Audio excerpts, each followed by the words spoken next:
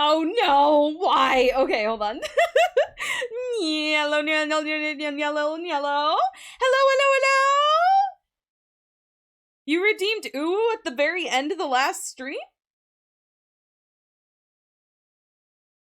I think you did?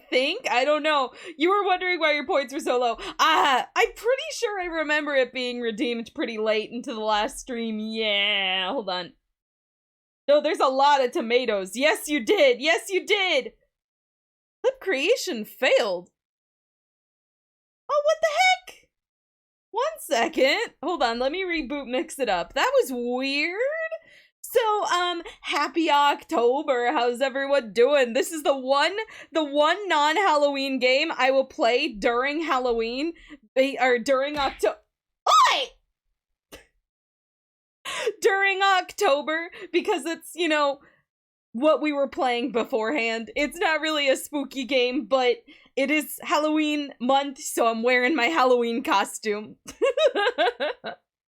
So, how have you guys been doing? I have been doing my very last week of work at my job, and then after I finish, I'm gonna go freelance, which means, I feel like it's been coming across in my streams that I have been very low energy and kind of exhausted for a while now, and, soon I'm not gonna be sleeping on 2 completely opposite schedules anymore, which means I will finally be able to go back to my high energy streams, and I won't be so exhausted all the time. You great got bit by a kitten? Oh no!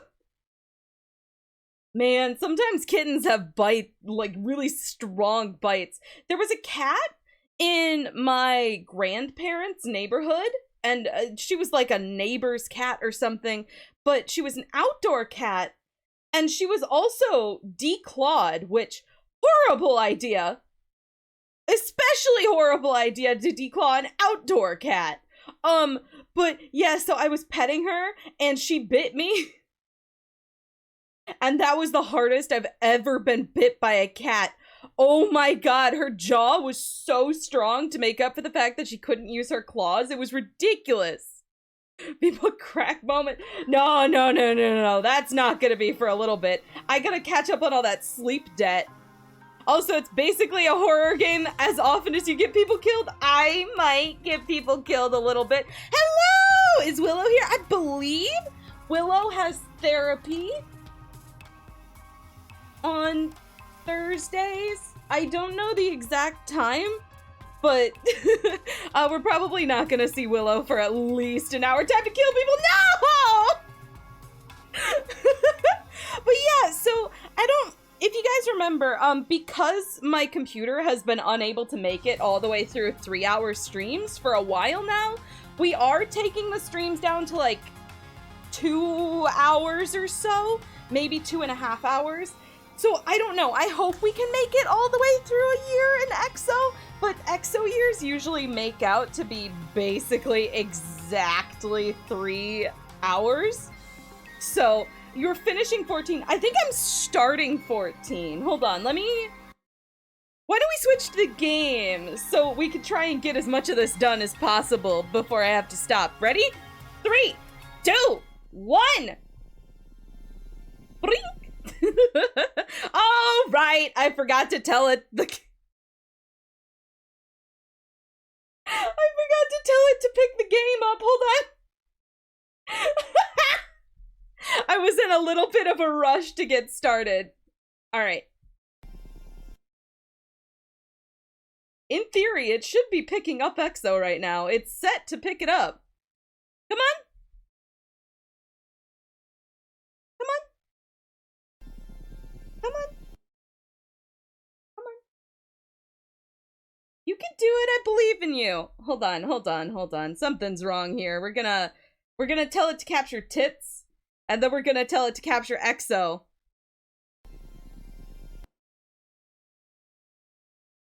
Please tell me I'm not gonna have to do window capture.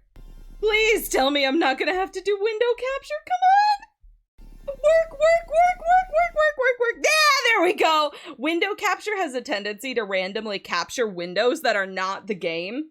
And there have been people who have, like, had private conversations on Discord leaked because they were using window capture. It's not a good thing that you should use if you don't have to. Yay! Okay, so yeah, let me see. Let me check how old I am.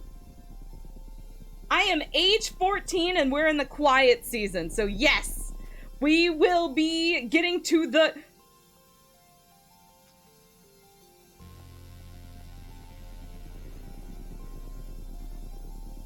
Did I get older? Did my model change? Hold on. I'm sorry. I just... Plant! I didn't notice, but Dis is definitely got a Oh! Everyone has new model. Ah! They're growing up. They're growing up. I'm emotional. We're older. Oh, that's cute. You catch Dis on it. Oh my god, the model sprites. The old kid. I am now a high schooler. You catch Dis on a ridge overlooking the wilderness, bobbing his head along to something playing through his hearspeak. He doesn't notice you walk up. He jumps when you tap him on the shoulder and scrambles to turn off his holopalm. Don't sneak up on me like that, he grumbles, then flops backwards on the grass to look at you. Man, I was just getting to the good part of the song. Dis looks away. Just some old music from Earth. You probably wouldn't like it. He's listening to MCR, isn't he? We're in the MCR phase now. You sit down beside Dis and extend your hand to link your holopalms. Dis stares at you for a few seconds before pressing his palm to yours, and music floods your brain through your hearspeak. Probably, right? Oh my god, wait. Dis takes his hand back and weaves his fingers together, timid. I listen to a lot of Earth music, he says. Do you like it?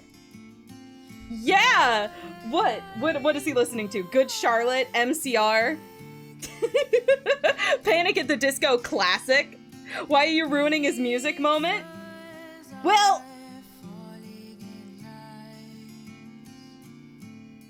Maybe we don't...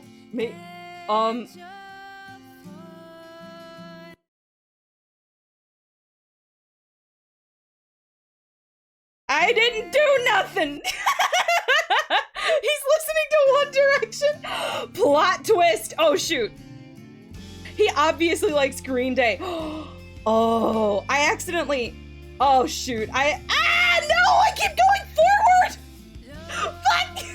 I was just trying to move my model back to the right position! Ah! Do you like it? I love this band! Dis cracks a small smile, relieved. Good! He says, it's my favorite album right now. I always listen to the same album on repeat. It's comfort music. I really like her voice. He's gotten older. He has gotten older. Everyone's gotten older. So he said her voice. So there's definitely someone singing right now, but I also just want to be like he's listening to Halsey. He stares into his lap. Sometimes I feel like the lyrics are about me, he admits. They're just so deep. Like my soul really gets this kind of music. But don't tell anyone, okay? It makes me feel better thinking that someone knows my pain, even if it's just a dead Earth woman. Sounds deep, man. That was not, I think, Linkin Park.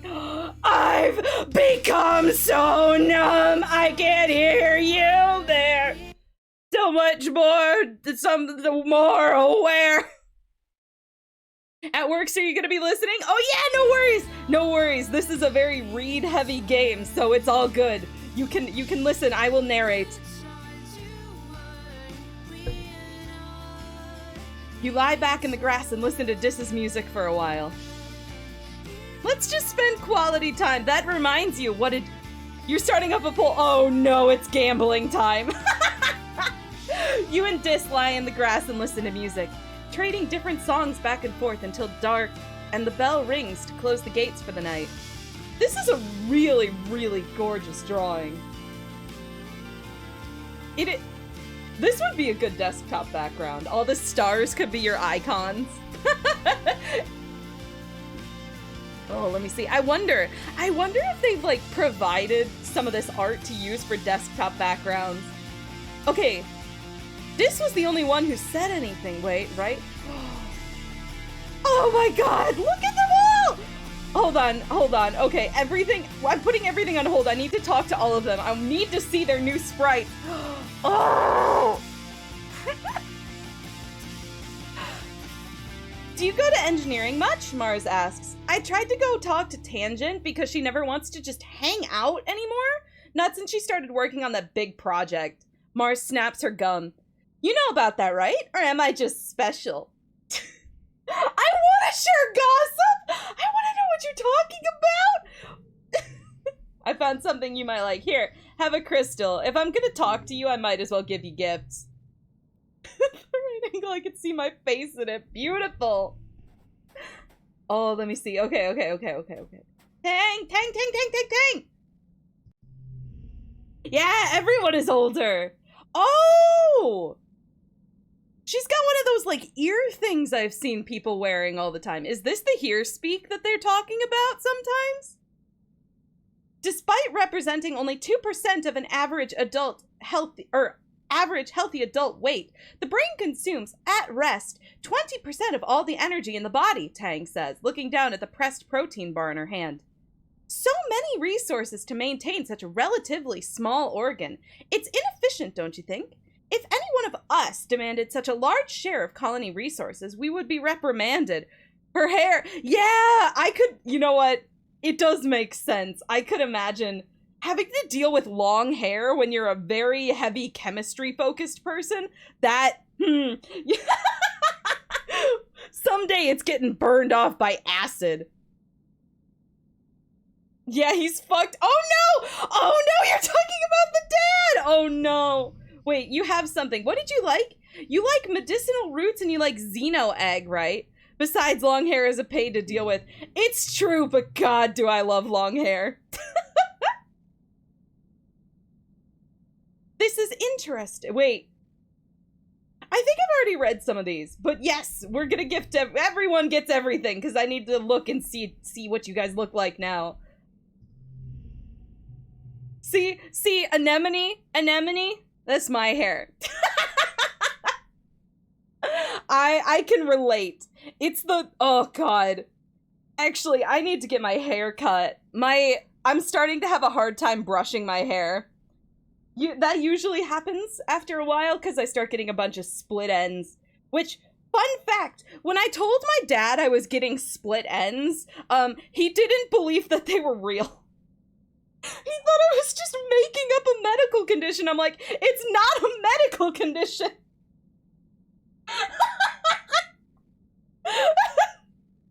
You thought she would have more scales now that she's older. She might. She does. Aside from her face, every part of her body is covered up, so I actually have no idea how many scales she has now. She could be like 80% scale. We wouldn't know. Oh my god, I forgot how to move. Scaly McScaleface grabs you by the shoulders. vBook, you gotta help me, she says urgently. Mom keeps talking about how we're all gonna start having babies and she gets this look about her. I don't want to have any scrungy babies. You brought this on yourself, Book. Look, it's funny, okay? I regret nothing. Scaly McScaleface shudders with her whole body. Why'd I gotta be in a girl body anyway? I'm tougher and stronger than lots of boys. No one's telling them they gotta have babies. God, I feel that, right? Well, it sucks. Even in the future, it's like that. Here, have an egg in these trying times. Whoa, this egg looks tasty, Scaly McScaleface exclaims. Wait, I can't eat this, right? What? Oop, Nope. Okay, let's see. We've seen Dis already. And Cal. Cal is standing in the garden watching a pair of dwarf's moth flutter overhead. They're the worst, he says, frowning. We gotta get a better place to put the grain, because they just get in everywhere. You'd be surprised what kind of hole they could squeeze through. Look at him! Oh my god. They all look so cool. They all look so cool. You tell him about the time Tang brought in a skunk bug for show and made him show and tell in biology, and it got scared and made the worst smelling, grossest stink you ever smelled, and everyone thought Tang had farted. God. Down with babies, up with the scales. Yeah! Also, this design. I've seen this character around, and this is probably one of my favorite character designs I've seen for this game, but we have not met the character yet. Then Professor Howell had to clear out the whole room, and it took weeks to get the smell out of the beanbags, and it was so gross. But it was also kind of neat how such a tiny bug could make a whole room of kids run away. I feel that we have a stink bug problem in my house right now. You love them? Yeah! They're gorgeous! I want to meet them. So bad. Cal laughs. Remember that vBook? Except the way I heard it, it wasn't Tang, it was you. Ooh. Caught. All right, let's see. Okay, so my plus one. All right, let's see. Caught in the act. If everyone is older, are we sure the governor is still around? Oh yeah, it's only been a year. So like technically this would have happened more gradually in the real world, but like obviously because they could only change sprites so many times without it being an unreasonable amount of work, they only change a couple times. Wait, am I taller? Still short, but I'm gonna be honest, this is about the same height difference I am between me and my dad. My dad is 6'4". I come up to his chest. Like, he's so much taller than me. Let me see. Okay, I think I'm gonna do more humanities stuff. Let's go into the room. Why is he so tall? Why is my dude, my entire dad's side of the family is so tall. So my dad is 6'4". He has 8 sisters.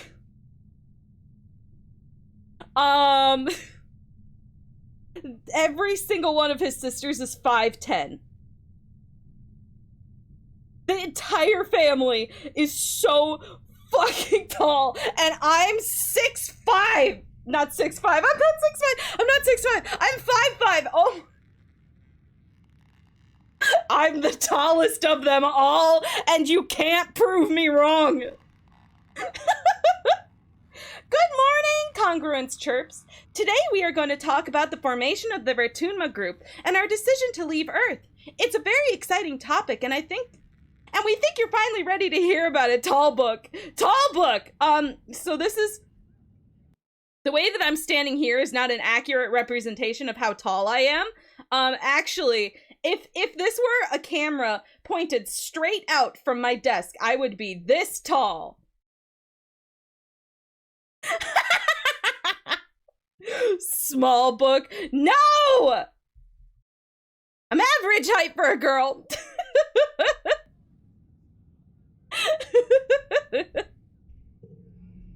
You know how it started. Economic and environmental instability, coupled with deeply entrenched hatreds, had thrown the Earth into chaos. And you know how it ended. In that chaos, your parents formed the Vertunma group with a plan to leave Earth. 20 years later, they and their star-born children, you, slid through a wormhole and ended up here on a planet called Vertunma. But there's so much you don't know. Also, though, some tallness runs in your family too. You lucked out and ended only between 5'6" or 5'7". Oh, I wish I was taller. You want to be tall? Oh. It's both a blessing and a curse depending on who you are. You're getting flashbacks from another game. Your mom is short and your dad is tall and you're average. Oh, you want to be a shapeshifter. Wait, how funny would it be if you were a shapeshifter and like every day you just added an inch to your height and then by the end of the year you're like 365 inches taller, and like if you do it well enough, no one would notice. They just at a certain point be like, why the fuck is my friend so tall? Or you wake up every day a different height. Everything is just slightly different heights, and you wait and see how long it takes your friends to notice that you're never the same height when you see them. When they see you. Hi! Welcome! Congruence pulls up a hollow projection. The trans desire to shapeshift. That does seem to be a thing, yes. You've got like 30 minutes to watch this stream. Oh, it's going good. No one has died yet. Congruence pulls up a hollow projection of an unassuming human with a firm maternal gaze. This is Planktonic Ascendant's Wang Botha Schmidt, she says, the spiritual leader of the, she's good God, of the Vertunma movement. They were what people call the speculative fiction writer. The Vertunma Project proved that their writing, though speculative, was far from fiction. That is one long-ass name. Wang Botha Schmidt's writing was centered around the idea of humanity building a technological utopia on another world. Thursday streams are oh yeah, no worries. So actually, this in theory should be the last week where I'm doing my regular schedule, and after this we will probably be able to switch to the other stream schedule. So that's 3 o'clock on Sundays and then 6 o'clock on Tuesdays and Thursdays. That appears to be what the vote is for.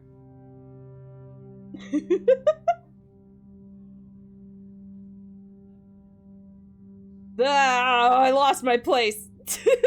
But yeah. So, you missed it, but my good news is that at work yesterday, I managed to get an okay on the video, so I'm going in for a half day on Wednesday, and aside from that, I'm done.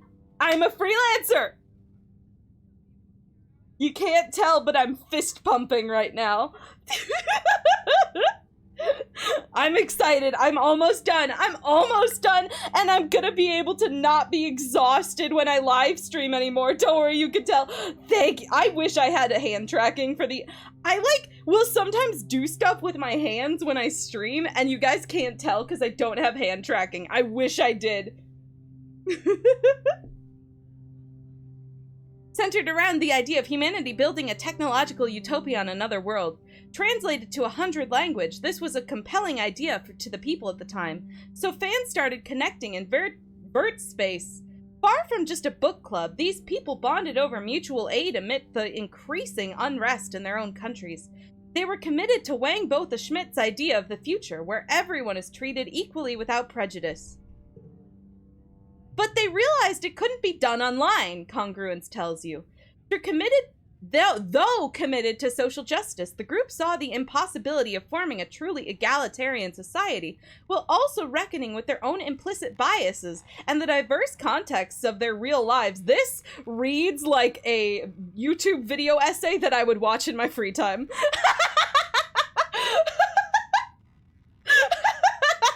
They realized that this was the work of generations, and the solutions must look at the future, as Wang Botha Schmidt did. So they got together. The image of a squat concrete building with a rooftop garden replaces Wang Botha Schmidt. Around the edges of the classroom, the hollow projector gives the impression of towering walls topped with razor wire. The first Vertunma colony, Congruence tells you. 400 people volunteered to sacrifice their own cultural beliefs to walk through these doors, agreeing to come up with a new way of life that would be taught to their children. Babies were conceived from egg and sperm donors chosen by lottery, and raised communally like you as the second generation of the Vertunma group. Those babies were your parents. Interesting! So that was kind of their way of, knowing that they probably couldn't get rid of their own biases, so instead they were like, alright, let's make sure the next generation doesn't have any. Fascinating! So they mix their cultures. The hollow projection now shows the compound under siege. As more colonies were founded, word got out about Vertunma's social experiments. Congruence continues. Assimilationism? Assimilation. I don't know if I've ever seen assimilation typed out before. I'm not even gonna lie. Assimilationism was an unpopular ideology at the time because it had been used to commit terrible genocides on Earth. This, combined with the panic that the Vertunma group was destroying the family unit or raising an army of Genetech super soldiers, brought the colony under attack from all sides. You've never heard that word before? Me neither! Assimilation, yeah, not with the... Yeah, no! It's weird. I actually don't... Yeah, oh my god, sorry. I decided to read the responses in the middle of trying to respond to your thing. Like...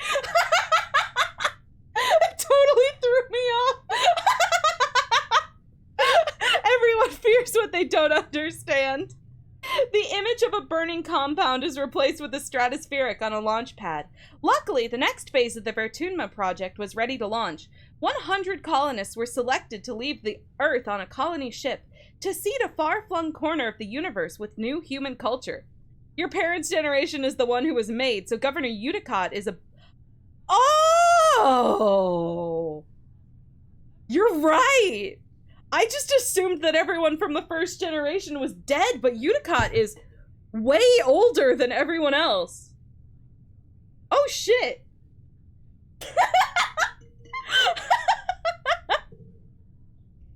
She smiles. The ultimate goal of a Vertunma group was you, children.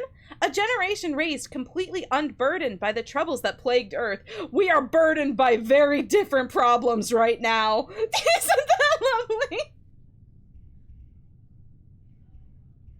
What was Earth life when they left? Terrible! Congruence shows you some dire demographics. The institutions that had given people the illusion of safety were torn down, and wars were rampant, both resource-based and ideological. Large parts of the Earth were rendered uninhabitable by climate change, pollution, and nuclear war, especially the critical food-growing regions of the world. I thought it would be very funny if I read that as if she is, like, talking about this very happily, and this got very dark.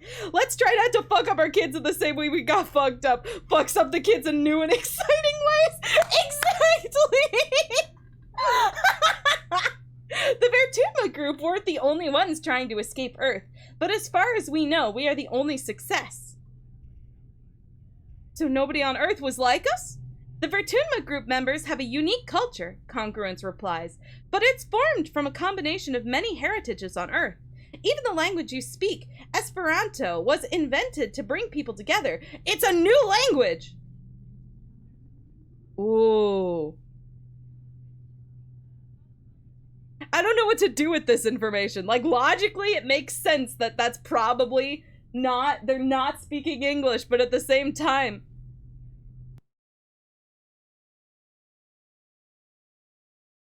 Oh, we're back! We're back! We're back! We're back! We're back! We're back! We're back! We're back! We're back! We're back! We're created as an experiment designed to... Oh, so it is that one that's, like, really similar, huh? I think I've heard of that language before, right? It got passed around on Tumblr before. It was a failed experiment, but an interesting one. You sent OSM too early. Help you. You weren't even gonna remember what you were gonna say. Oh no! Esperanto is a real thing. Interesting. You can learn the language they speak in here. How did they build the ship? Orbital voyages were a hobby for the ultra-rich in an earlier century, so there were several relics to be found in museums, Congruence replies. The difficulty was not in acquiring ship, but making it space-worthy and in the logistics of the launch itself. The group crowdsourced enough funding to purchase and repair the ship. Congruence smiles. As for logistics, well, you are speaking to a solution right now. I was acquired by a connected group members, along with the Genetech that created you and your parents. The stratospheric was the first manned vessel to navigate the wormhole at the edge of the solar system. Given the state Earth was in when it left, it may have been the last.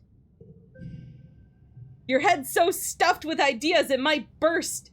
Professor Hal and your parents never mentioned this stuff before. They waited to tell you because they wanted you to grow up without feeling different based on your genetic makeup or family history.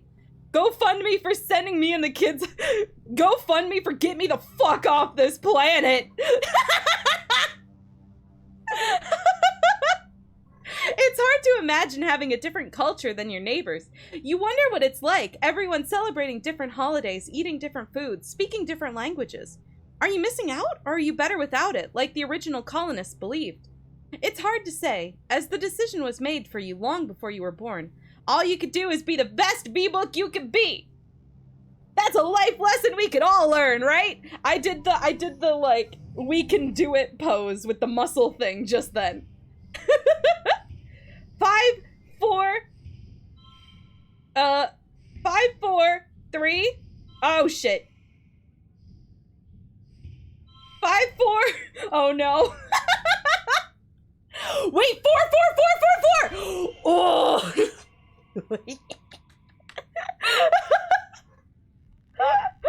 I think I did the best I could without, or on accident. Let's go! +5 creativity, +2 persuasion. I've almost leveled the skills up. Oh, I'm so powerful. Thank you. I'm doing my best. I am doing my best. It's your birthday. You wake from a night of blissfully pleasant dreams. No nightmares, no premonitions, just a pleasant feeling of contentment. That's not good. You stretch your arms over your head, blinking in the watery, quiet sunlight that seeps through the porthole window.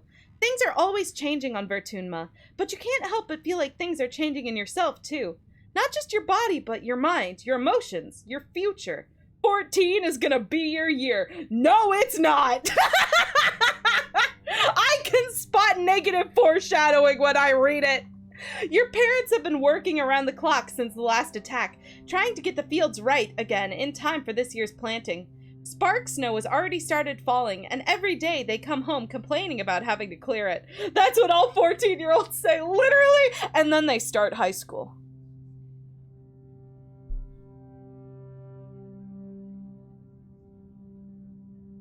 Alright! Oh, hello! Welcome, welcome, welcome! Thank you so much for coming! Hold on, I'm gonna, wait. Okay, in theory, it should have just shouted you out. Did you shout it out? It's like a Raffy raid or something. Hey! Welcome, welcome! I hope that you got shouted out. Why? Oh no, Mix It Up! Mix It Up is not happy with the clip creation. But welcome, welcome! We are currently playing I Was a Teenage Exocolonist. Everything is so broken. I don't know what's up with the Mix It Up. Dragon Riders soaring into your art. Oh, cute! Hello, thank you so much for the raid. I appreciate it. Would you all like to gamble about whether or not someone will die by the end of the year? Oh no, there's the shout out. Oh, I meant like this one. Shout out. What's the name? Shout out. Who was the raider? Oh, I'm sorry. I don't know how to pronounce your name. Refilo Honey? Oh no, I spelled it wrong. Hold on. Almost forgot raid message. Oh, I feel that. Shout out. Yeah! Oh, it's working! That was supposed to be sent by Mix It Up, but I don't think it actually happened. Yeah, isn't it cool? That's a brand new thing. They just added that. Your parents have been working around the clock since last year. Rafilo! Ah, okay, I will keep that in mind. Rafilo, everyone struggles with it. Raffy's cute! Oh, thank you for the raid! Yes, so we are playing I Was a Teenage Exocolonist. I don't know if you've heard of it. I couldn't figure out how to get the shout out to tell me what game you were playing. But it's a game, it's kind of like a visual novel type game with a card playing aspect to it. They asked you to ping them. You love the new shoutout setup. Isn't it so cool? I was so excited when I saw it. You were playing Splatoon 3. Splatoon 3! Oh, I've been playing that in my off time. I haven't had any time to stream it yet, but soon. Soon I will. I'm so excited. I love Splatoon 3. Howdy, howdy. Nice to meet you. Nice to meet you as well. Thank you so much for checking out the stream and joining the raid party. I appreciate it. It's a very good game. It is a very good game. But yes, Splatoon. Oh my, I have been playing so much Salmon Run. They unlocked Salmon Run, so now you don't have to play it at specific times of the day, and they don't know what they've wrought. We were fighting the Kozuna. Ah, Salmon Run! Have you ever beaten it? I beat it once, and then the internet went out, and it didn't save the win, so I didn't get any of the rewards from it. Oh, I was playing it with some of my VTuber friends, and we were so mad. You beat it twice today. Oh, impressive! Nice! Well, like I said, I've never beaten it before, so that's really cool. Congratulations! Someday that will be me. Someday.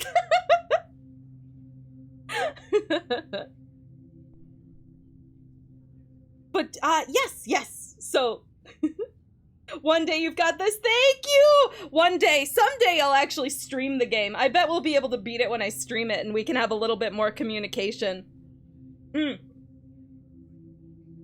They asked you to ping them when you were awake so they could share your birthday breakfast in your quarters instead of sitting shoulder to shoulder with everyone else during the breakfast service in the canteen. You fire them a message and lie back in your bunk, watching dust motes float lazily in the light. After a minute, there's a knock at the door. You'll try to catch that day. Oh, thank you! I'm excited. Probably not until October is over, because I'm playing spooky games except for this one. This is my one not spooky game that I'm playing this month. You had no idea what the Kozuna was. You were just playing Salmon Run, trying to figure out how it works. So that there was this creature, and then it was dead. You beat it? Oh, you haven't beaten it since. They made it so hard. Beating it by the end of the time limit is, like, nearly impossible. It's antecedent! She sweeps into your room with a bustle of skirts and shawls and sits down beside you on your bunk. Oh, look at you, she says. Happy birthday, beautiful! 14 years old! She leans in and gives you a motherly kiss on the forehead. It's been years since she took care of you in the children's creche, but all the kids call her Auntie and think of her as a close relative. Her sweet baking bread smell is comforting as it ever was. So, her name is a pun, and I love it. Antecedent. She sits back and takes one of your... I think her name is literally Antecedent. Oh, maybe not. Wait, she's Anemone's mom? Oh, I thought she was Tammy's mom. Oh my... She looks so nice. She's so pretty. You see people have 1% of health left and then they run out of time. There is not enough time for the Kozuna. They need to give you like at least 20 more seconds. You love the Kozuna add to Splatoon 3. Me too. They did so much good to Salmon Run in Splatoon 3. Puns love them. Yeah! Right? Oh my god, yeah. And it makes me happy as someone who prefers Salmon Run to any other game mode. You think both? Anemone has a lot of siblings? Anemone has a lot of siblings, but they're all brothers. Let me see. What would I get? 4, 4, 4. Oh. I don't want to be rude, but this one has a diamond on it. I'm sorry, Antecedent. I'm giving you the rude option, but I want the diamond card. She laughs and releases your hand. Well then, Miss Maturity, how about you call me Aunt Anne from now on, like the other adults do? Oh, Salmon Run is your favorite. Right? Oh my god. I think it's the cooperation. I love being able to play with people rather than against people. It's so fun. And I think it's the fact that it's also pretty unpredictable compared to the other game modes. Like, the randomness really adds so much to the enjoyment of Salmon Run. Now come in here, Auntie Anne says, spreading her arms wide. Give us a great big hug.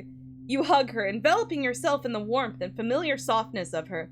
Over her shoulder, you see Scaly McScaleface standing in the doorway. Well, her hair anyway. She's been growing it out, and there's no hiding it behind a corner.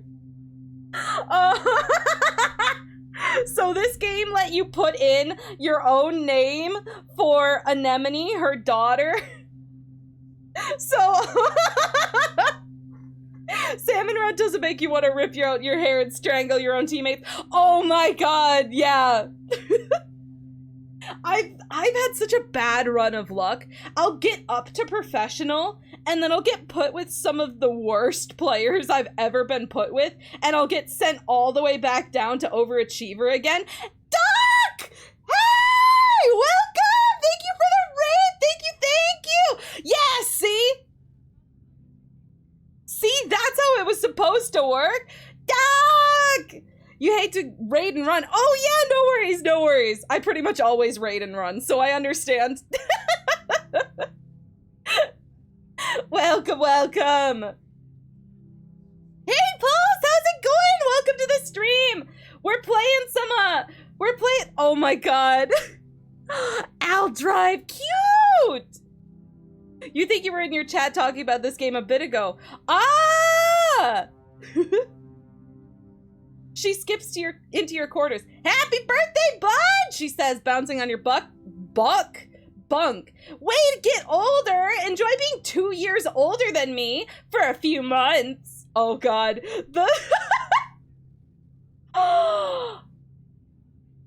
You got this game. You got EXO! Yes, yes. Please get EXO. I will shill this game to high heavens. For all the raiders who do not know this about the game, I've been shilling this game so hard because the person who designed my character, my VTuber model, although not this particular outfit, my other outfit, is the person who did the character art for the game.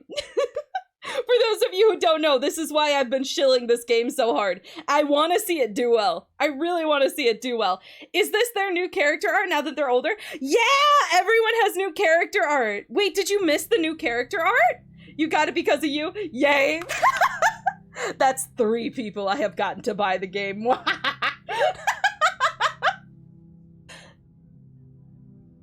I hope you enjoy it. I have a lot of fun. You gotta say you're loving your energy. Thank you!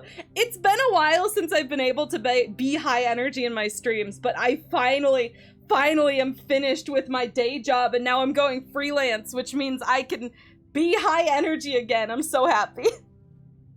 You, Willow, and Doc, yes! As far as I'm aware, those are the people who have bought it. It's so good you're both here, Anne says. Now that you've both been menstruating about a year, Scaly McScaleface makes a face and mutters yuck, but Annie continues. You're both eligible for the cessation implant. Among other things, it will prevent the bleeding and pain and the emotional roller coaster of your monthly cycle. And whoever you convinced to get it in your game class, I hope so! Oh wow, we got Kaylee arc? We got close-up art? What am I trying to say?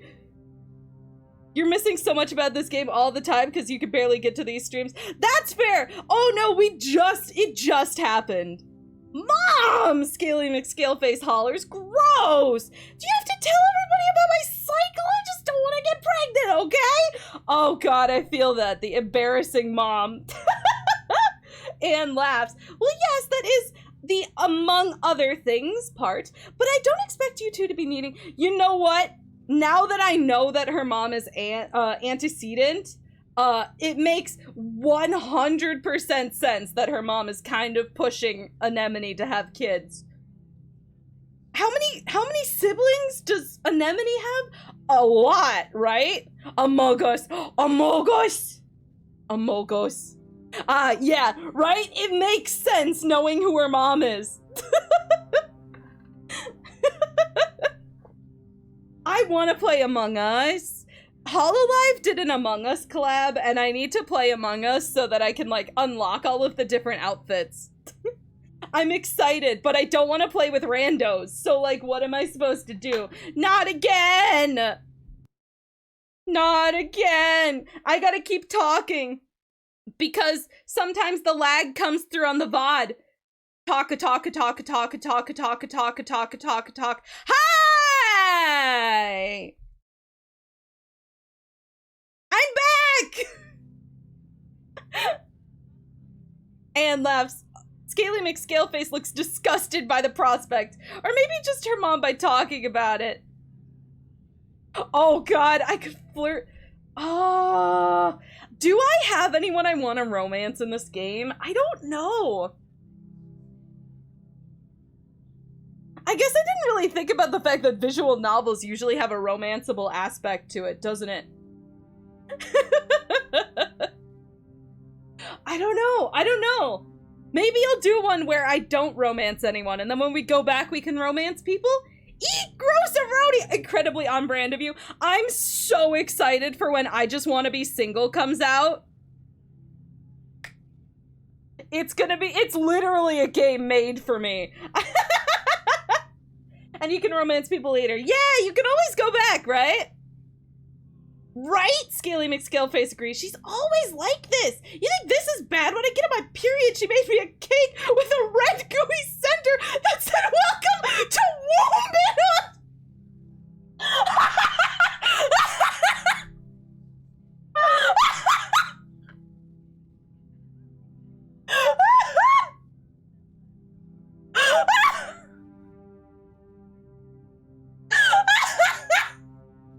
Oh, that's so horrible!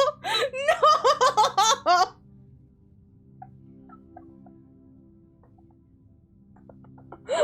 Oh, that's so weird. That's so weird and gross. She rolls her eyes. It's bad enough I, like, shot up overnight, got boobs, and want to cry all the time. She just go around telling everyone, too. Red gooey center. It's so gross. It's so gross. Your parents finally arrive, still damp from the fields and bringing in the smell of tangy snow on their clothes. Oh, look, birthday visitors, your dad exclaims. Anne, are you staying for breakfast?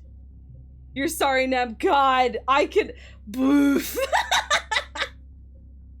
Anne reaches into her bag and brings out a stack of tiffins.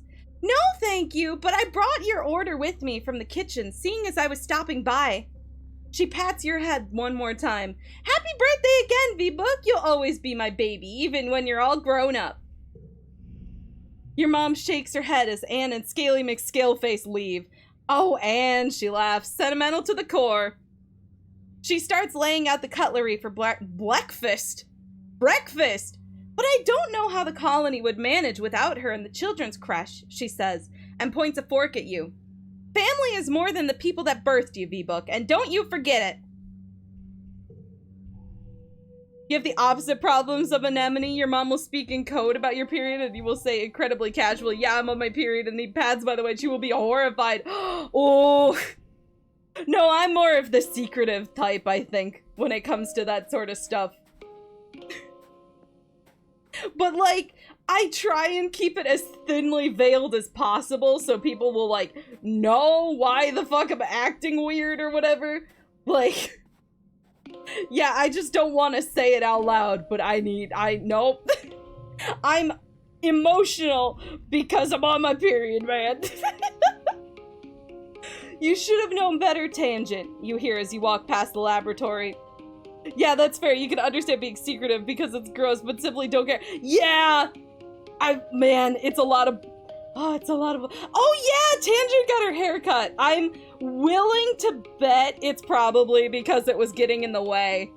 Usually say time of month or need pads or something. Yeah! Yeah, Tan got a buzz cut! You should have known better, Tangent, you hear as you walk past the laboratory. Curious, you listen at the door. Chief Engineer Instance sighs. I know you meant well, but your presumption has cost us 3 months of work. You can't simply look at an experiment and change the parameters to your liking. Getting results is not the same as doing good science. Your findings, however, scientifically interesting, are useless to us without sound methodological underpinnings. Oh, someone's getting chewed out! Tang's response is more subdued than you've ever heard her before. I'm sorry, Chief Engineer, she mumbles, looking down at the floor. I recognize the error of your ways. Oh, no. Oh, she went from being babied to being the opposite of babied. Ah! You think Tangent deserves... I think Tangent deserves to be a mad scientist as a treat. I should hope so, Instance replies, pinching the bridge. I forgot to look and see if anyone had something to say to me before I decided what to do this month. Shit. Well, I'll expect you in the lab first thing tomorrow morning, and I will personally supervise your work in resetting the experiment. You flatten against the wall as Instance breezes past you, barely giving you a second look as she strides down the hallway.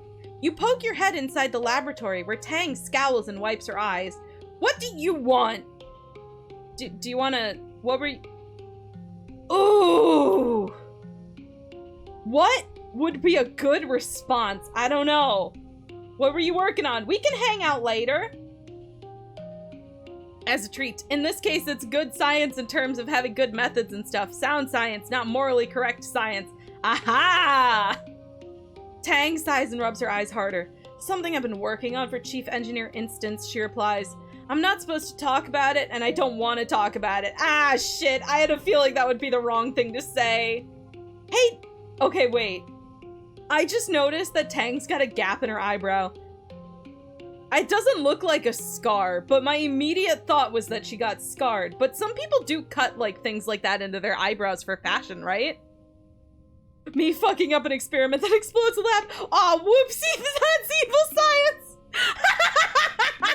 I did that on purpose, and that's why it was evil. Bisexual notch. Is that what it's called? Is that a thing? It's a bisexual thing to do? Dr. Instance has always been there for me when I was a kid, and now, with my mother gone, she's the only adult in the colony who Your mother's gone? Who was your mom? Who died? What? She's the only adult in the colony who sees what I could become, she says. She believes that I can be better than what I am. It's always been that way. I just really want to impress her. You will! Tang hums in agreement. I certainly hope so. It's called an eyebrow notch, but it's bi from what I know. I see. Her mom has been dead since before the game started. Okay, I was gonna say...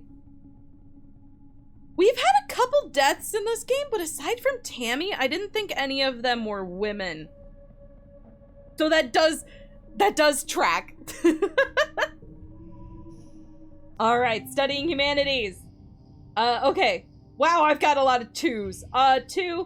2, 5. Oh no, this throws everything off.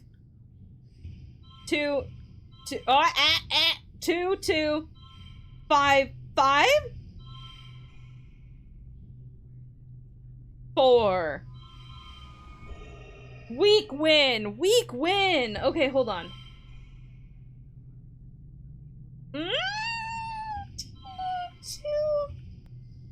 Two. Whoa, wait. 2, 5. No, but then we lose the 2s together. 2, 5, 4, 2. Shit, it's exactly the same. How am I? I'm doing good! Okay, this is like the 3rd time I've said it, so I apologize to those of you who have heard me say this 5 times, but my last day at work is looking like it's going to be next week. Which means I'm almost done with my job for the foreseeable future, which is super exciting. Did I accidentally discard a card? What just happened? Oh, +3. Okay, never mind. I figured it out. Okay, hold on. 4. Wait! You gotta head out. Okay. I'll try not to let anyone die, but no promises. Let's go. Right? Okay, so for those of you who don't know, what's happening with my job is that I'm currently working on, a video. I make videos for a company, and after I finish this video, I'm going to freelance, which means I can do whatever I want, like whenever I want, just whenever they have videos for me. It's a nice tomato, not a mean one. How are there nice tomatoes? Hey! Just about to go for a run. No, I don't think so. I actually need to figure out where to do combat training. All right, okay, defense training. All right, it's time to get attack. You attend your first season of Security Chief Rhett's self-defense classes. It's a small class, mostly security officers and other adults. You and Scaly McScaleface are the only kids. She gives you a wink and a cheesy thumbs up as you listen to Rhett rant about how everyone in the colony needs to learn self-defense. You're gonna lurk now? Oh yeah, no worries! Thank you so much for checking in, I really appreciate it! And thank you, I'm so glad that you're having a good time! Thank you! I stream 3 times a week, or right now I'm streaming 2 times a week, but I will stream 3 times a week once I'm done with my job. That's the thing. 0 combat, next thing we know, Book's at 100% combat, 1-tapping everyone. Well, oh shit. Oh no, wait. I'm injured and I should rest. It's funny, you just got to rename her. Oh my god. They gave me too much power by letting me give her whatever name I wanted. She is Scaly McScaleface forever now. You should be walking along thinking you're safe within the walls and a flying animal could swoop out of the sky. Then what would you do? Rhett chops the air with his hands. I'll tell you what you're gonna do. You're gonna chop that beast right in the throat. Hee-yah! One punch book. It's happening. Wait, does that mean I'm gonna go bald?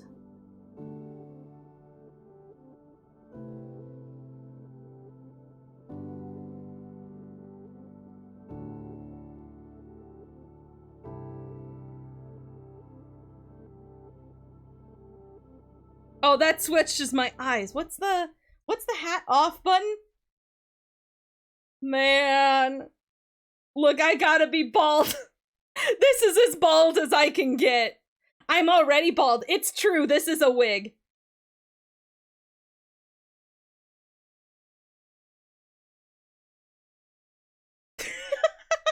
It turns out my hair was far too dark to bleach to this light blue color, so I had to shave it all off and get a wig.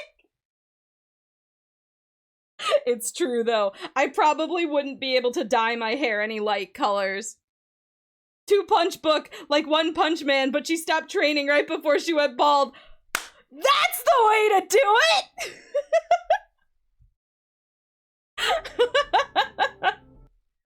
Life hacks. I'm gonna keep that in mind. You could be walking along oh, I've already read this.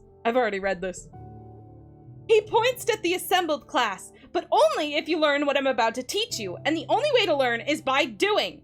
Who wants to volunteer for a demonstration? I'll do it! I would like to level up my bravery, please. The security chief doesn't scare you, or so you pretend. Red is like the biggest adult you know, and he's so intense. One step forward and Rhett nods as he crouches down. Okay, he said, I'm a manticore. We have manticores here? Stalking you through the forest, what do you do? Huh. I wouldn't say either of these are probably the answer he's looking for. What do I do? What was he saying? Could swoop out of the sky. Tell you what you're gonna do. You're gonna chop that beast right in the throat. Okay, I kick it in the face. You try to kick Rhett as he approaches you. He easily grabs your foot and flips you on the mat. Ouch! Wrong! Use your brain, vBook. The first thing you do is call for help, then you run. You were just telling me that I had to chop it in the throat! You're sending me mixed messages, Rhett. You're sending me mixed messages. Rhett is Ryan Reynolds. Oh, you're right! The Ryan Reynolds thing. Rhett grabs your forearm and hauls you off the ground. Only engage with the enemy when there's no other alternative. No one walks away from a fight without getting hurt. So the first rule of self-defense is to not put yourself in situations where you need to fight. Scaly, I was gonna say run, but I didn't think you wanted me to say run, man. Scaly McSkillface still thinks you're cool for acting tough. She gives you another thumbs up. Let's go! +2 friendship with Anemone. Anemone is the type of person where if she was in jail, she would befriend the first person who walks in and starts a fight for no reason. You know that, like, to show that you're tough, you go and beat the toughest looking guy in the prison thing. She would be the one who was looking for someone to do that. Once you've learned situational awareness, we'll move on to hand-to-hand self-defense, drawing on a variety of martial arts. Only when I'm confident that you're ready will we advance to weapons. BS fight. No. I'm gonna fight. There aren't that many weapons in the colony, mostly stun gloves and batons, with a few oh my god, okay, hold on, my brain had to decipher that. Plas rifles. You hope you have to use them, but it'll be good to know how. Get to work! I really should not have done this today.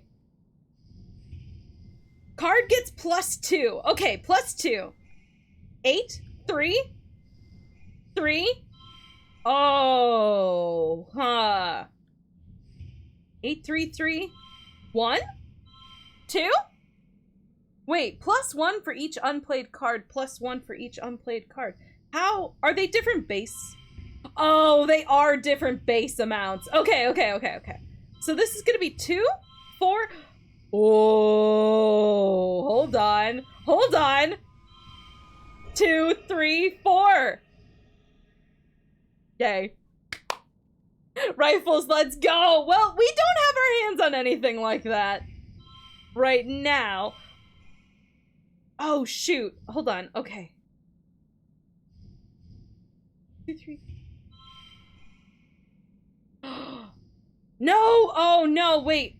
2, 3, 4. No, wait! Ah, hold on. I had a brain blast moment, but I think I messed up. No! Gun! Is it gun time? I think it's gun time. Okay. 30. We'll take the 30. Shit, I could have. All right. Okay. It's okay. We'll have to relax next month. So, combat 6 could be worse, I guess. New perk. Level 2 pets. Wait, I leveled up my animals? By relaxing in the park? Egg, would you like to relax in the park? Egg, let's go relax in the park. Guess what season it is? Oh no. Oh no, wait, no. Oh god, he's got, He's got a speech bubble. This isn't good. This isn't looking good. You can hear your dad sneeze all the way from engineering. It's explosive, like he's trying to scare away predators. Man, you're starting to want this game. Get it! Please support my character designer. He's wiping his nose as you approach on a handkerchief blotted with shimmering pink. Lately, he's also surrounded by a fine dusting of pink pollen that clings to him wherever he goes. You keep brushing the glitter off things in your quarters. That isn't good. He gives you a hug and brushes pollen off your shoulder, laughing self-consciously. You haven't heard him laugh much lately. He's been working hard trying to improve the colony's food supply. He's showing signs of malnourishment, too. Though your mom is worse, you're worried for both of them. Your dad's skin is kind of shiny in patches. He sees you staring and rubs his hands over his arms. Sparkling dust poofs off him in little clouds, scintillating in the light. Oh yeah, that's a new symptom, he says. Seems harmless, though. You're gonna die and it's gonna be your own fault! You should stay inside, your dad laughs. You and your mom, 2 soybeans in a pod. She said the same thing. You wait for him to follow up with some explanation for why he's not listening to both of you. He doesn't. He just turns his attention back to his work. My head's gonna explode.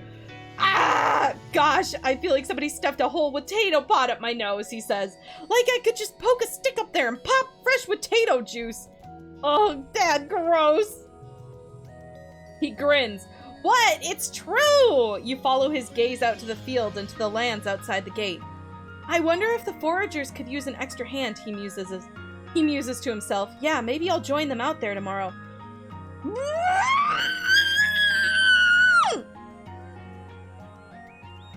If he doesn't die this year, I'm gonna strangle him myself. Neither of your parents are taking proper care of themselves. They're so stressed out from the poor harvest and low food supplies. They try not to let you see it, but you can tell. Maybe your dad is right. A little seasonal illness is nothing compared to the danger of running out of food. Keep father inside! Keep father inside! I'm gonna...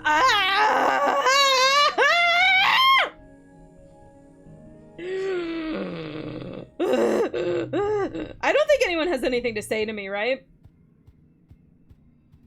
Oh, Dis is outside the walls. Yeah, we're good. We're good. We're good. We're good, I think. No one's got anything to say. Nope. Okay. Hey, Egg! It's you and me. It's you and me, buddy. Let's go hang out. Dis chilling there. He's just waiting. He's raring to go. Your mom is tending to her garden as you relax nearby. You're both happy to leave each other alone, but you can hear her muttering to herself as she pulls weeds. Every day, she grumbles. You'd think I was never here at all with how some of these weeds grow. I thought that bringing only nice plants would mean we wouldn't have to weed as much, but these Vertunman plants, they're unstoppable. Yeah, that's like generally how nature works, right? There's always weeds. She pulls hard on one weed, which turns out to be a huge creeping vine that yanks out a few flowers. Ugh! I just want one place on this planet that's ours! I'll help. You get down there and help your mom pull weeds for the better part of the afternoon. It's surprisingly hard work. By the end, your back and shoulders are aching and the palms of your hands are on fire.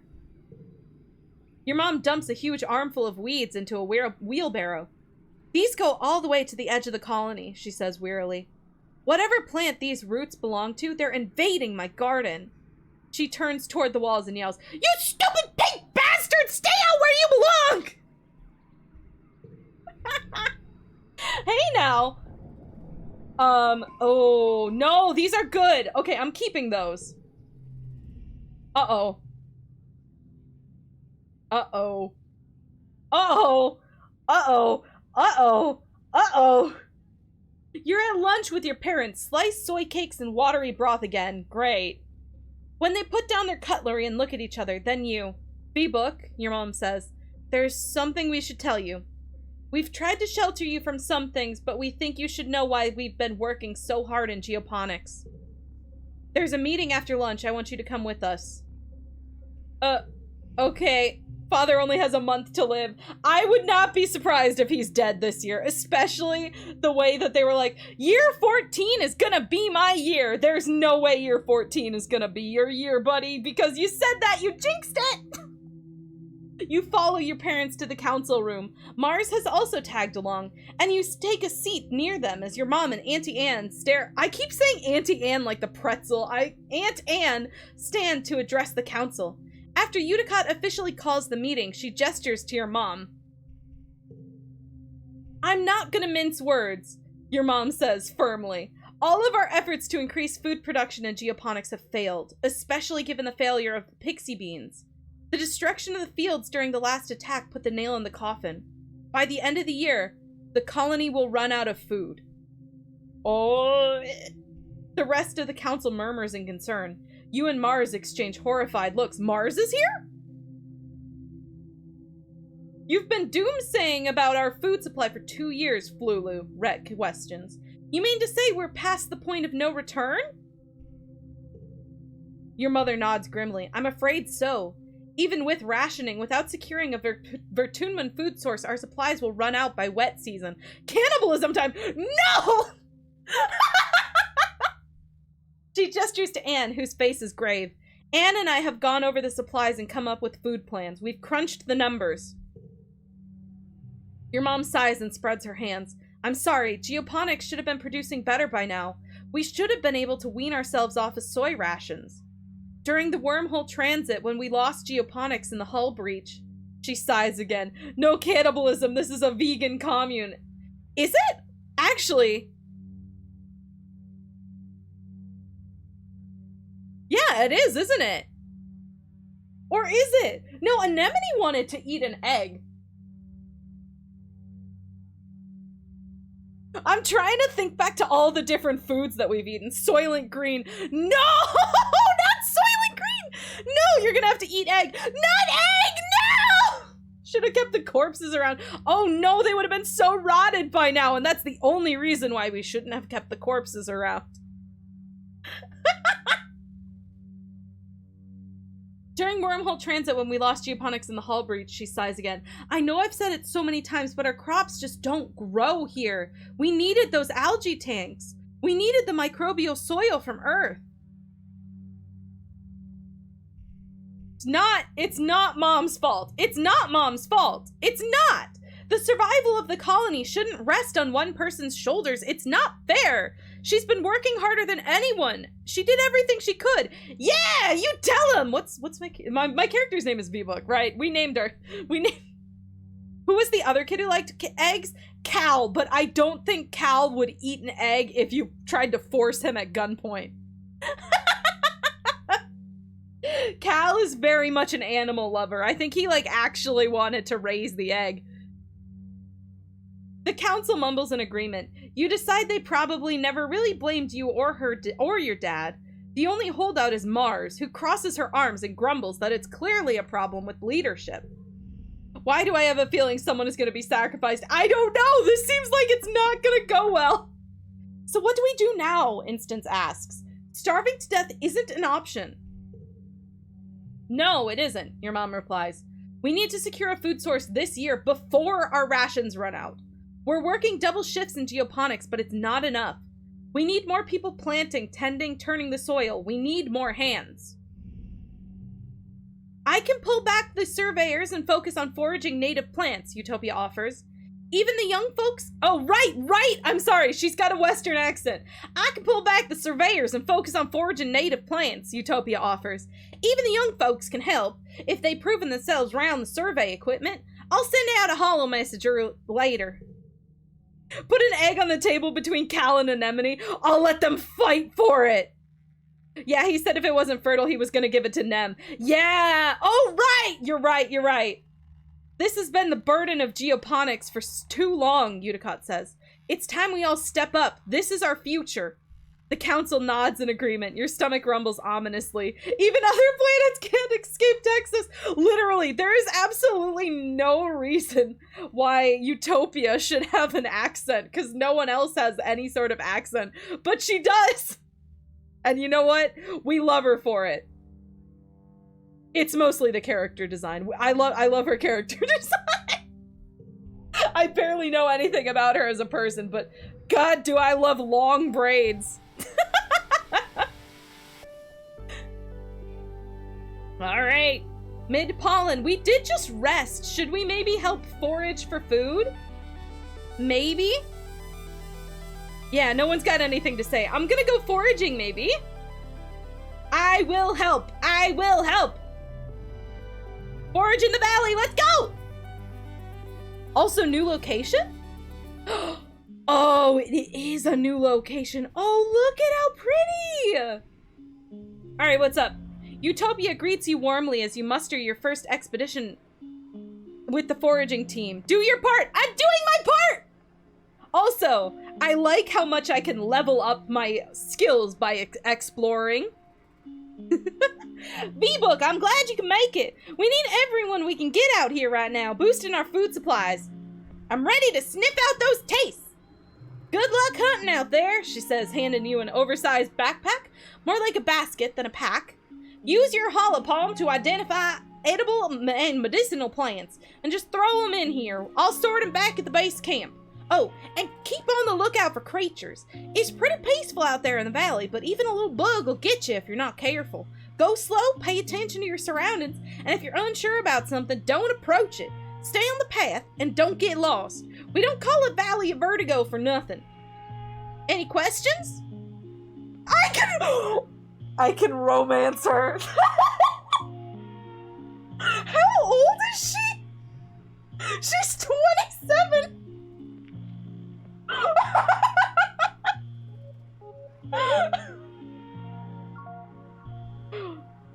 Is it dangerous out there?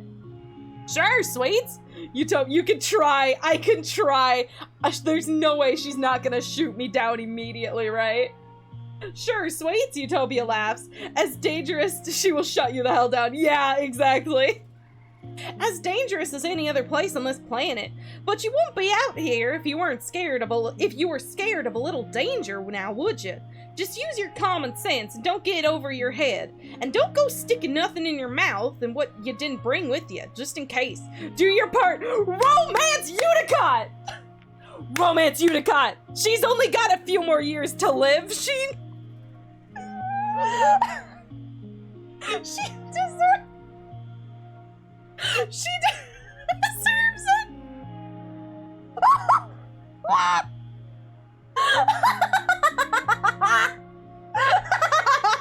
Do you ever realize something that you're saying after you say it? Gotta get that inheritance somehow. Let's go. You're so right. You're about to leave when Utopia snaps her fingers. Hold up, vBook. We're also investigating some species we might domesticate. Those we'll want to tag and capture. Ideally, we're looking for herbivorous creatures that already live in herds and either produce something edible or reproduce quick enough that we can slaughter them for meat. If you see anything that fits the bill, tag them and bring them back. You're not eating egg! I'll protect you. I'll protect you. Ooh, all right, here we go. A blue bobber fruit. I always want to read it as blobber fruit. Tasty eggs. No, not this egg! You can eat anything but this egg! I'm protecting. You're not eating egg! I refuse to let you. Ooh, a yellow flower. I don't think that's edible. There's a lot of flowers around here. Okay. You decided to take a shortcut through the jungle to a path you were sure was just ahead, and now you're lost. Everything looks the same here. The plants are too high to see any landmarks, and you swear some of them move around when you aren't looking. You can't protect egg when you are asleep. I guess I'm not gonna be sleeping for a little bit, huh? Is that a threat? Sunny side up with a little bit of pepper. No! Not egg! Stop it! You're not eating egg! You try to check your positioning with the hollow palm, but the damn thing isn't working and won't connect to long-range communications either. Typical. Utopia did warn you the comms were flaky out here. I'm sorry, the clip creation isn't working. I'm sorry. I'm hitting marker as much as I can so I can go back and clip it later. If you want to clip something, just type !clip in chat and I will hit the marker button and come back for it. I'm sure Willow will help you sleep in shifts. Willow, protect me! Protect egg! Your hollow pump, but the damn thing isn't working and won't connect to long-range communications either. Typical. Utopia did warn you the comms were flaky out here. You think that you can tell north from the position of two suns, but that's it. Orienteer, way out of here! You climb a tree and chart a path through the wilderness from above. With that information in your hollow palm, navigating to the nearest landmark is a breeze. I am a Boy Scout. Let's go! Egg! Two egg! Two egg! Two egg! Two egg! Two egg! Two egg! Two egg! Two egg! Freaky are carnivorous, you think, but the juveniles are too small to take out anything larger than an insect. Not so much the case with this one. The Freaky blocking your path is pretty large, probably about as tall as your waist. Egg squared! Egg squared!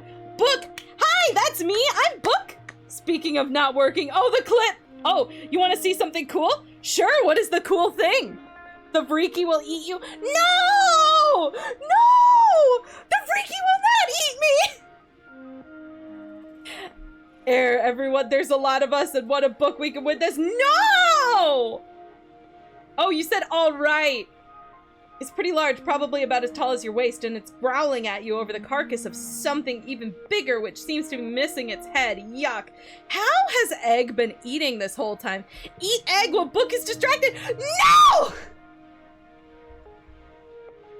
Combat challenge. Will I level up my combat if I win? Oh no. Okay, wait. 3, 4, 5. Shit. No, it totally messed everything up. Second egg has appeared to be eaten by the chat while the original egg escapes. You almost always get stats for winning a thing. Excellent. Okay. That is my goal then. I will try. Oh, shoot. I will try. This is not gonna work. Hold on. This one? Shoot! Shoot, shoot, shoot, shoot, shoot. Hold on. 3, 4. Ah, except I don't have a 5. Okay. Alright, that's fine. I'm screaming. Oh, shoot, and I can't make... This might have been a mistake. Unchangeable 2 can't be lowered. Oh. Interesting.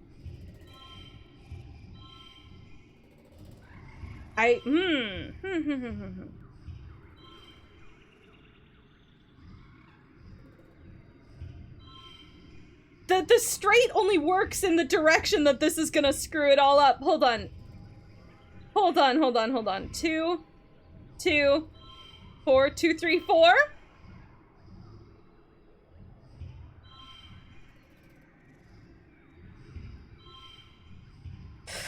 Ah!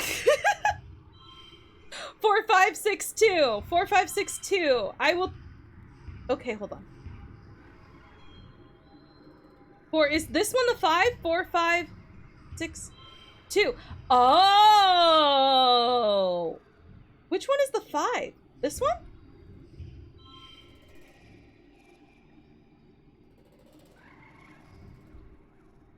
Huh. Oh, I'm sorry. I have not been keeping up with your suggestions. I'm sorry. We want vegetarians for the camp. Egg is eating meat. Ah, darn, the last card screws it up. Yeah, oh. Oh no. Okay.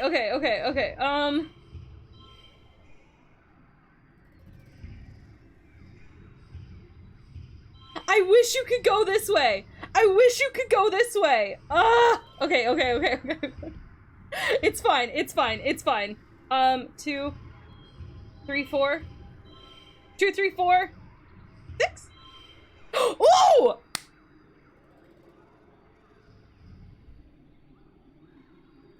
I think we've got this. I think we win. My fighting skills are absolutely abysmal, but I can at least try. 6, 5, 4.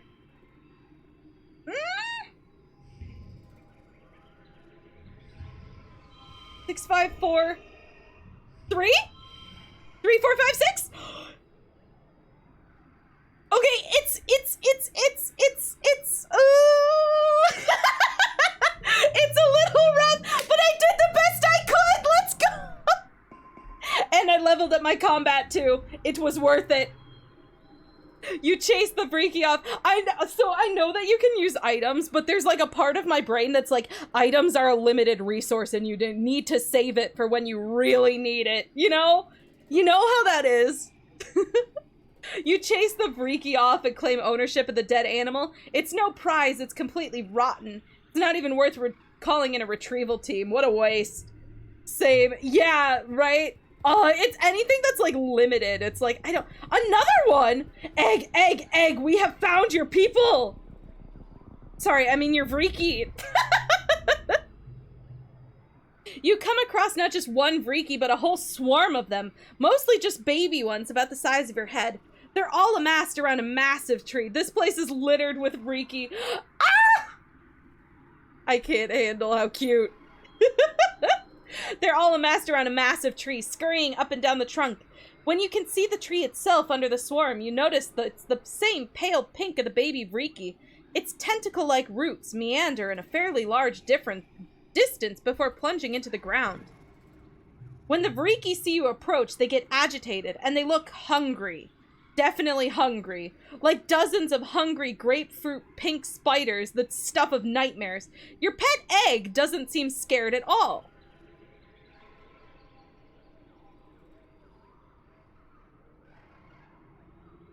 It mentioned egg! Alright, I'll trust egg. Maybe they aren't so bad.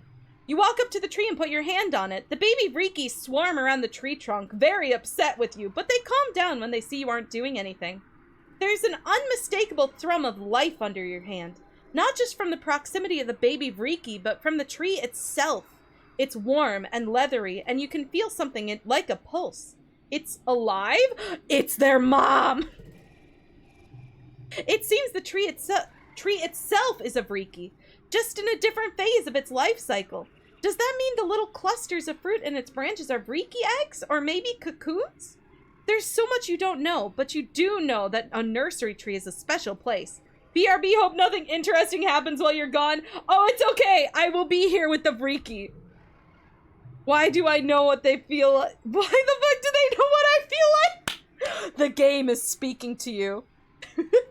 There's nothing to forage here, though. Those ravenous youngsters have stripped everything edible from a wide radius. You move on. Cute! Oh, that's adorable. And it does explain why the game said that Vreeky are genderless, if they are born from plants. Interesting. Egg, you are one interesting species. You come across a veritable feast of berry bushes. Gloopy, sagging bushes with enormous purple berries. They look delicious. Research them first? Might as well, I guess. I think my biology is pretty high. Yeah, it is. Okay. 3, 2, 1.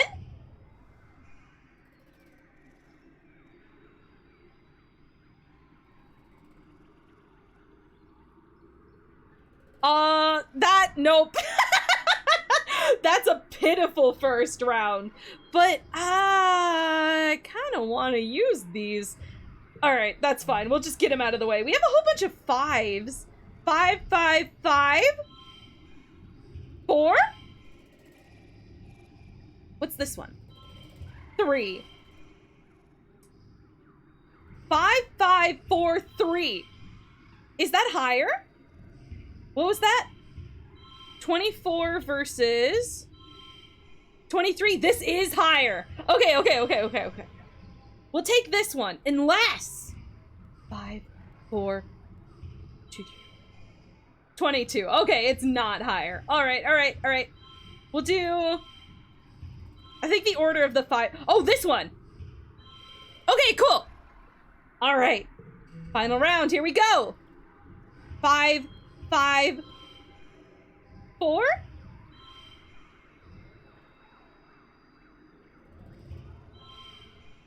Ooh, okay, wait. Hold on, I have an idea.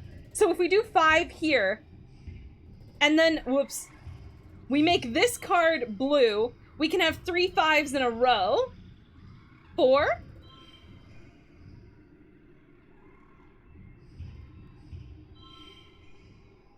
Shoot, this is the final round? Oh no. Oh no, okay, we'll use one of these. +2 to a card. 28. Shit. Fuck. Okay. 6. 6. 32. Okay. It's a good thing we have so many fucking logs. We have a lot of logs. Yay! I really did not want to lose 40 stress. All right. Oh, these purple berries? They're not even seen in the Holopedia as berries. They're some kind of explosive seed pod. You take a few steps back, careful not to set one off. I mean, harvest them, right? As carefully as you could? Oh no, I am not smart. Your run, you almost never forage, so you had like no items most of the time. Oh, that's fair.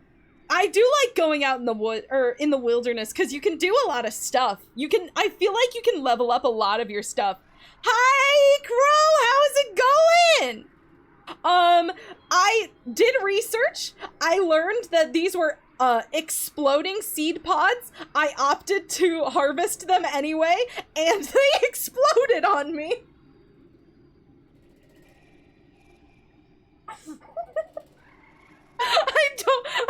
I tried to harvest them anyway. Well, I thought that if I knew what they were, I could harvest them safely, but I guess not. As soon as you get your hand around a fist-sized berries, you hear a pop and feel a rush of heat against your face. These aren't berries, these are exploding seed pods, literally. You stop, drop, and roll to beat out the tiny flickers of fire on your coat. You're lucky it wasn't worse. I'm so smart. I'm so smart. Egg, egg, egg, egg. They're not food. They're not food. I thought maybe. You hear a rustle in the bushes and catch a glimpse. Oh, these will explode if I touch them. Sign me up. No! Egg, egg, egg, egg. You hear a rustle in the bushes and catch a glimpse of a shadowy figure. Could it be the person? It's the person! Wait, we saw them again. Whatever it is, you quickly lose sight in the jungle. Them! The wilderness is thick here, and as is the fog that comes in waves. You'll need to rely on your tracking skills to go further. I have so much perception. Let's do this. +5 to kudos if total equals goal. Nice. Okay, wait.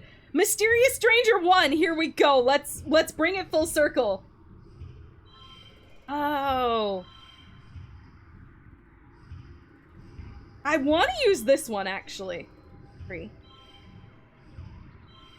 Right? Like, I might as well use this one. Well, we are using the fewest cards possible, right? That's the best time to use it. 6, 4, 4, 3? Would be nice if we could get a gem card. I'm gonna be really mad if a gem bonus card shows up after I do this. Okay, I did not get a gem. God damn it!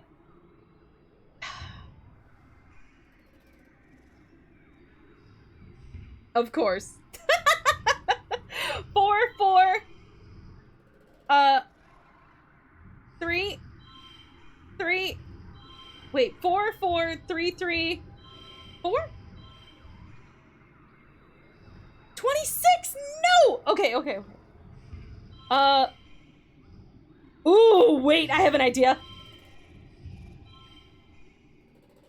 No! Okay.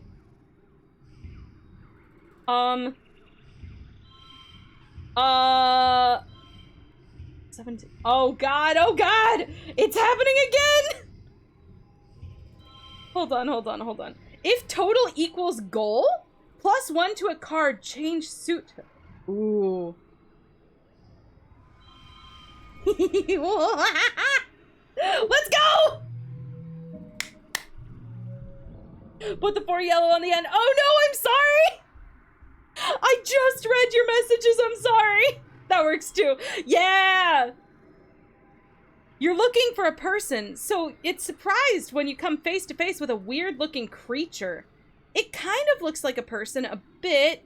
More like a tree, really. Some relative of the bush bub, maybe? But more tentacles and slime, like a tree oozing with gooey sap? Gooey sap with 2 legs. Yuck. Make some kind of noise as you back away. Man! All that for nothing. Oh, shoot. Okay. Alright. I think I'm gonna have to go home after this. You find a healthy blep bush and harvest some of the leaves to bring back to the colony. Blep bush? Egg! Egg! Egg! I got the egg! Egg, get!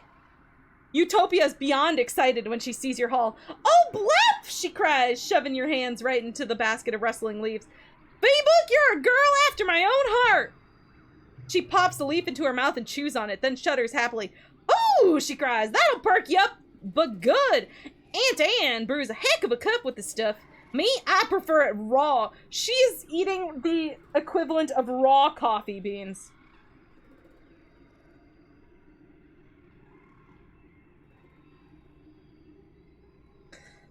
Utopia! She points at you. Don't go get any funny ideas. This'll turn you green and give you spots. Cross my heart. Stay away till you're older. Till you're older. Oh. A potent brew. +2. What is Utopia's face on this card? That or raw tea leaves. Oh, you're right. I'm gonna do it. Ugh. Just because Utopia was born on Earth, she thinks she's an adult just like the rest of the... She's 37! No, she's not 37. She's 27? How old is she? It ended with a 7. She's not 17. 27. Okay, yeah, she's 30. She's closer to your age than to all the other adults. What does she know anyway? You wait until Utopia leaves, then you shove a leaf into your mouth. Ugh! You struggle to not spit it out right away. It's so bitter. You can't help but stick out your tongue. Blep indeed. Oh. Mysteriously, you experience a rush of giddiness a few minutes later. Oh, wow! That blep sure is good. No wonder kids keep this stuff away from, or adults keep this stuff away from the kids. It's probably addictive. I get to collect the blobber fruit! Alright, let's see. What's down this path? Egg, egg, egg, egg, egg, egg, egg, egg, egg, egg, egg, egg, egg, egg. Oh, it's another freaky. Oh, it's drug leaves. No! She is an adult, though. She is literally an adult. I don't know why. Like, okay. I don't know why my character thinks that she doesn't count as an adult. A curious freaky blocks your path. It's acting strange. It keeps scurrying up trees and hanging upside down to get a different angle to look at you, then dropping down when you pass underneath. It may be small, but it's at least attempting to be intimidating. That must mean something. It's not even interested in your pet, Vreaky. It's interested in you. Even Egg looks unsure, hides between your legs. I will approach it. You named your pet Vreaky. Vreaky Reeky Tiki. That's so cute! Vreaky Reeky Tiki. Adorable. +2 to this card, plus... Oh! Okay. Card becomes 3. Got it. Okay, I'm just gonna...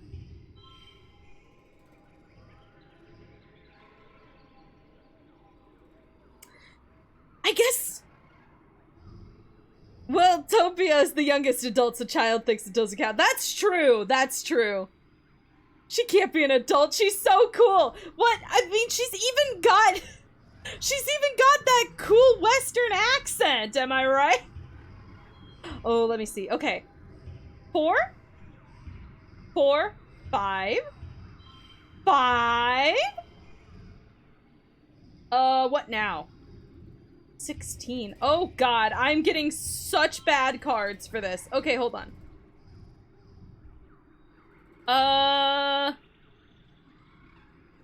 Shit. No, I can't do that. 4, 5, 5, 2, I guess? 4,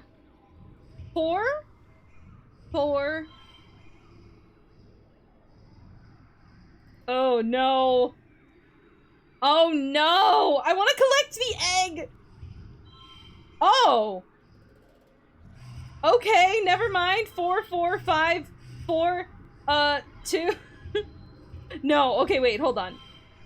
4, 4, 5, 2, 1? I need to somehow add 10. Oh, no! Oh, no. Oh, no! +1 to a card, change suit to... Okay, this is fine. Everything's fine. Everything's fine. Oh, God. Ah! Okay, wait. Medicinal roots? Draw a card? Nope, that didn't help at all. That was... okay, wait. Alright, okay.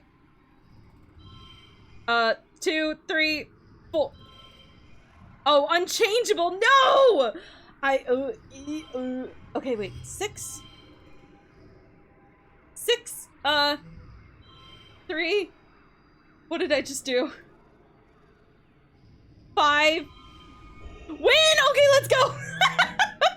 I'm getting some bad cards. I gotta relax more. Get rid of some of my low cards.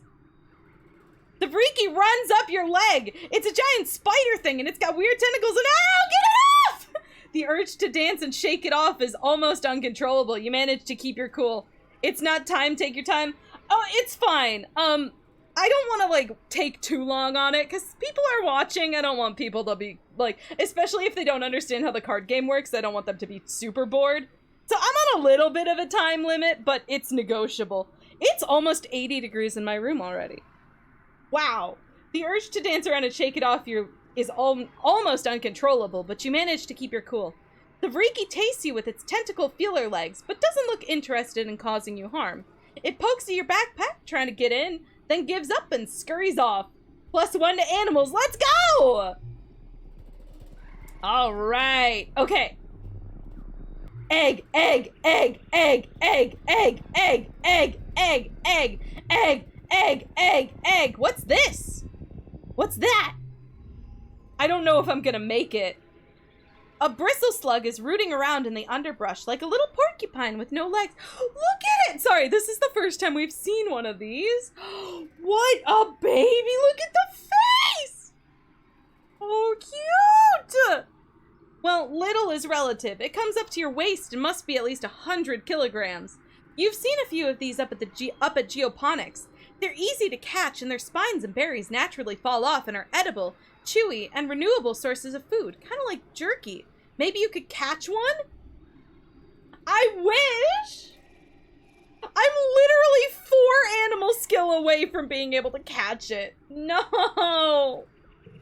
Man!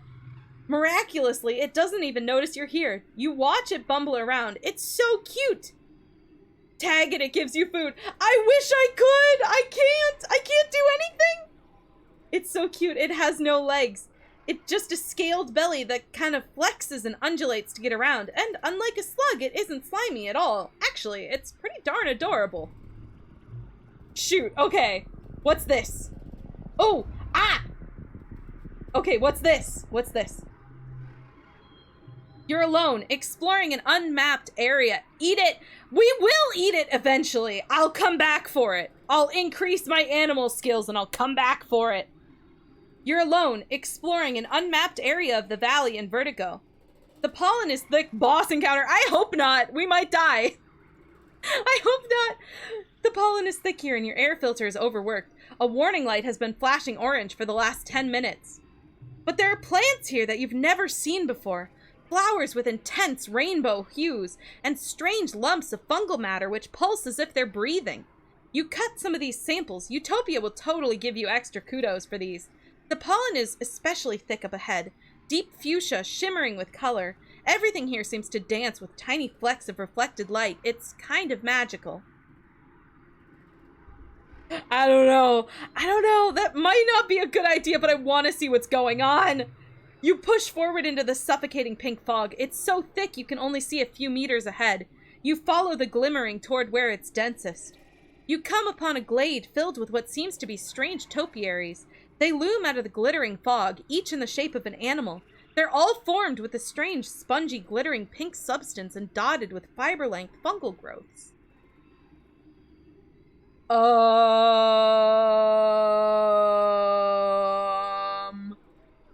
Hey, I think I know what's going on with my dad.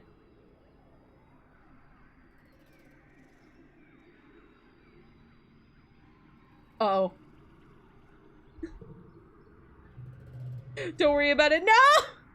You're so distracted you almost fall into a large hole in the center of the glade. Oh, God! Check for danger. I'm gonna check for danger. You've seen plant-like animals before. Are these topiaries actually predators waiting for you to get close? You watch them carefully from the edge of the glade. They're completely still, not breathing. There are no life signs. Good. Your envirosuit beeps a warning. I don't know. Take a sample of the fungus? As you bend down to take a sample, you realize the dense, shining haze is coming from the topiaries. The fog is seeping out of the holes at the end of each fungal growth. You break off a few growths into a collection vial. +1 shimmering cure. Did you notice that? You remember helping Tang for extra credit in biology class. She said that the shimmer, the same seasonal illness that affects your dad and Pollen, is some kind of colonizing fungal growth. Could this be related? Your envirosuit beeps a louder warning. Okay, maybe we should leave. Maybe we should leave. I think it's probably time to leave. You leave. As you exit the thick pollen and are able to see again, your mask warning light starts flashing red. The filter is finally clogged. You got out of there not a moment too soon. You lurch back to the checkpoint where the other foragers quickly replace your filter. Utopia chides you for not paying attention. Oh, I was paying attention! Keep exploring. I can do one more thing. You're too worn out and tired to continue. Oh, okay, never mind. What did they call you? I think they called you a light. Save the dad? Probably not nearly enough to save the dad, but it's fine. Oh, shoot. Oh, no. Guys. So... It's almost 6. Okay, you know what? I'm gonna try and go to, say hi to the dad. Your dad sneaks you a crumpled up soy ration bar from his pocket. Here, have this, he says. I didn't finish it at lunchtime. I'm not hungry. You know that's a lie, but you eat it anyway. You're just so hungry. Hey, I can help with the animals! Your dad is working with the float cows. One of them is sick and isn't producing enough urine as ballast. And it keeps wanting to float away, so your dad is building a spike so that he can tie her down until she feels better. A float cow, huh? Look at that! What a baby! You hold onto the leash, feeling like a little kid with a balloon. A big, woolly, gassy balloon. It looks down at you with placid, unblinking eyes. You can see yourself reflected in them. Weird. Neat! +1 animals, let's go! 38, soon I will be able to capture that one type of animal. I need some time off. I know. Can I learn anything from anyone this month? Maybe, possibly, potentially. Okay, done. Nope. Nope. And Mars? Anything? Nope. Okay. I'm gonna spend some time with Egg because I would like to level up my animals, and I don't know if that's gonna be possible, but we'll try. Hey, Squirt! Your mom calls out to you. Don't you think it's time you started thinking about what you're gonna do when you're older? You look at her with confusion. Isn't she always telling you to stay in school? She chuckles. You gotta think about it sometime, kid. How about you come join your folks on the farm if you're up for it? Sure. Your mom claps you on the back. Oof, she's just as strong as she looks. Great, she says. Come see me in geoponics when you're ready to start. It'll be more fun than wheeling dirt around, I promise. All right, took the month off. This is, okay. I think these cards are good. I would really like to get rid of some of the 0 ones.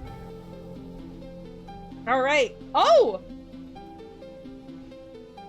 Is he okay? Oh, shit! Is he alive? Did he make it?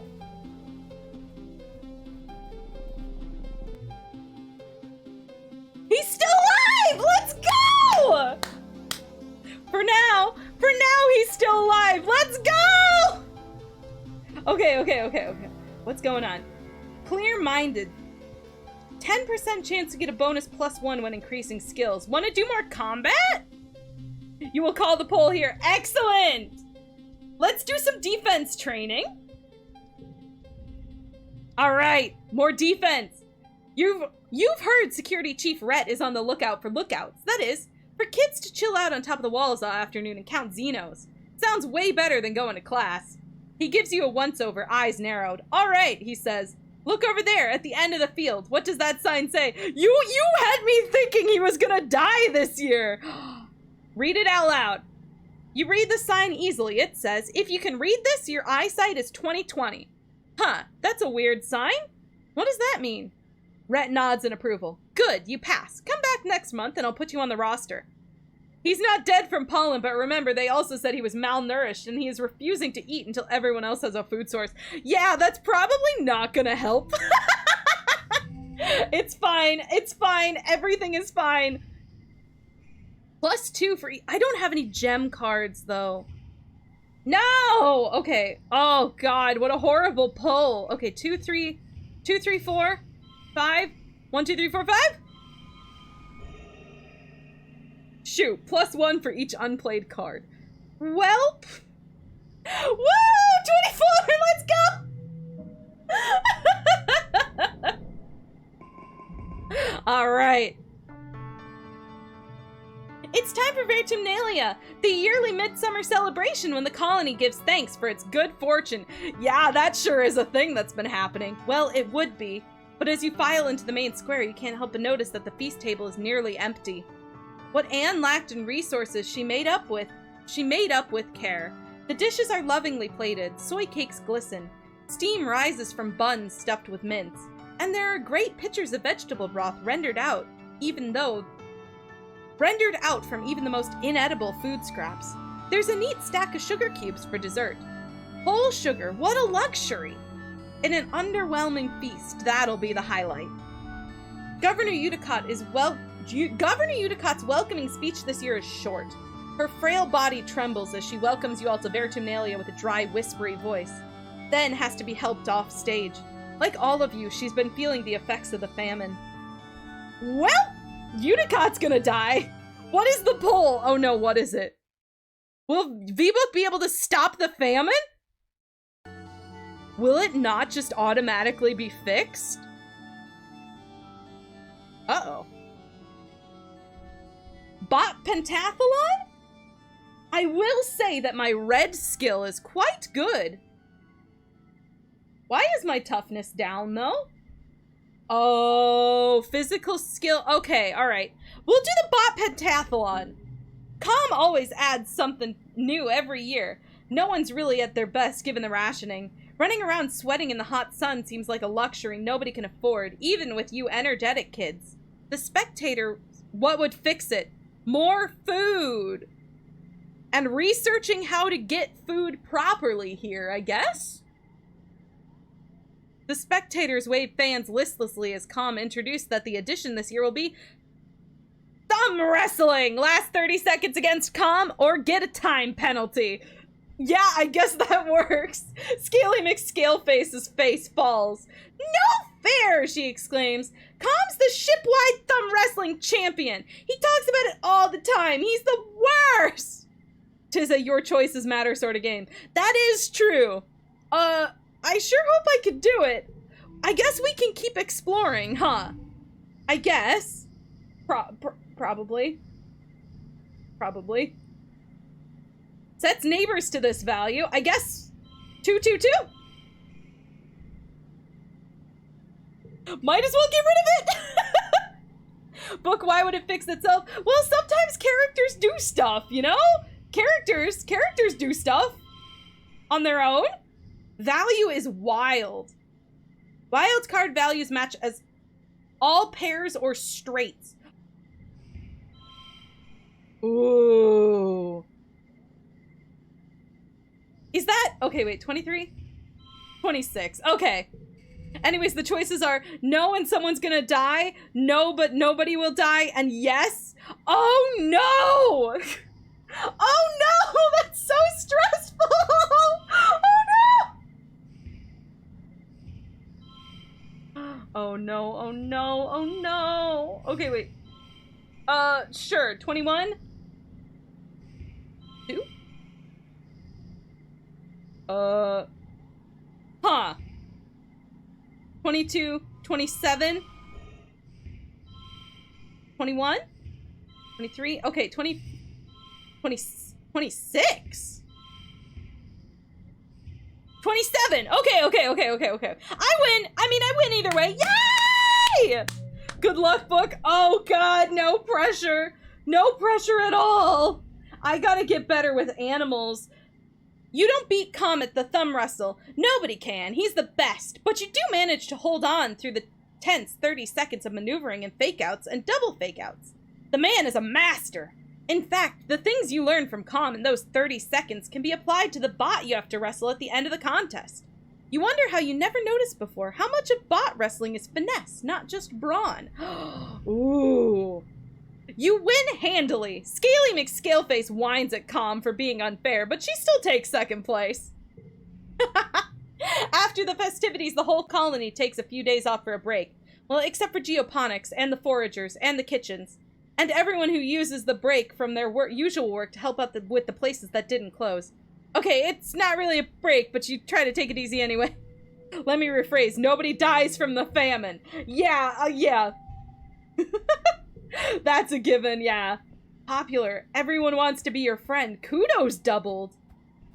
Ooh. Maybe I can help out with the farm this month?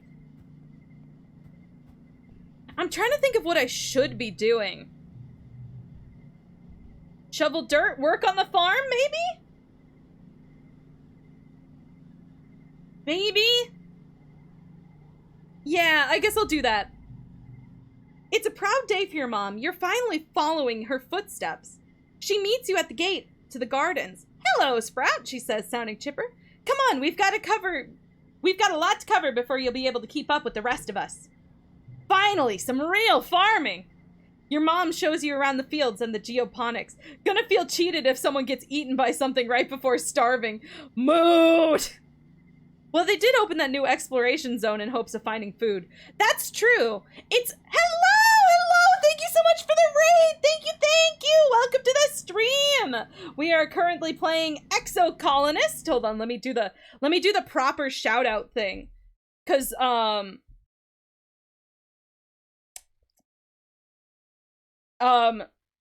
what's it called? Mix It Up Bot has been kind of spotty today. Thank you so much for the raid, I appreciate it!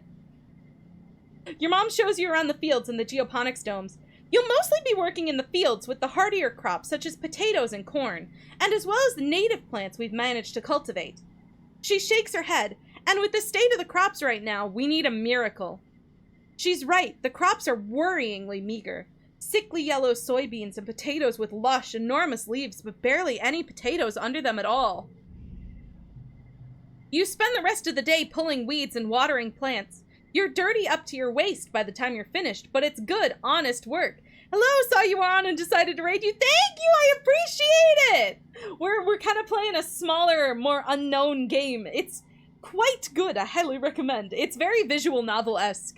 Are we gonna keep going or end at the turn of the hour? I'll try to go to 30, maybe?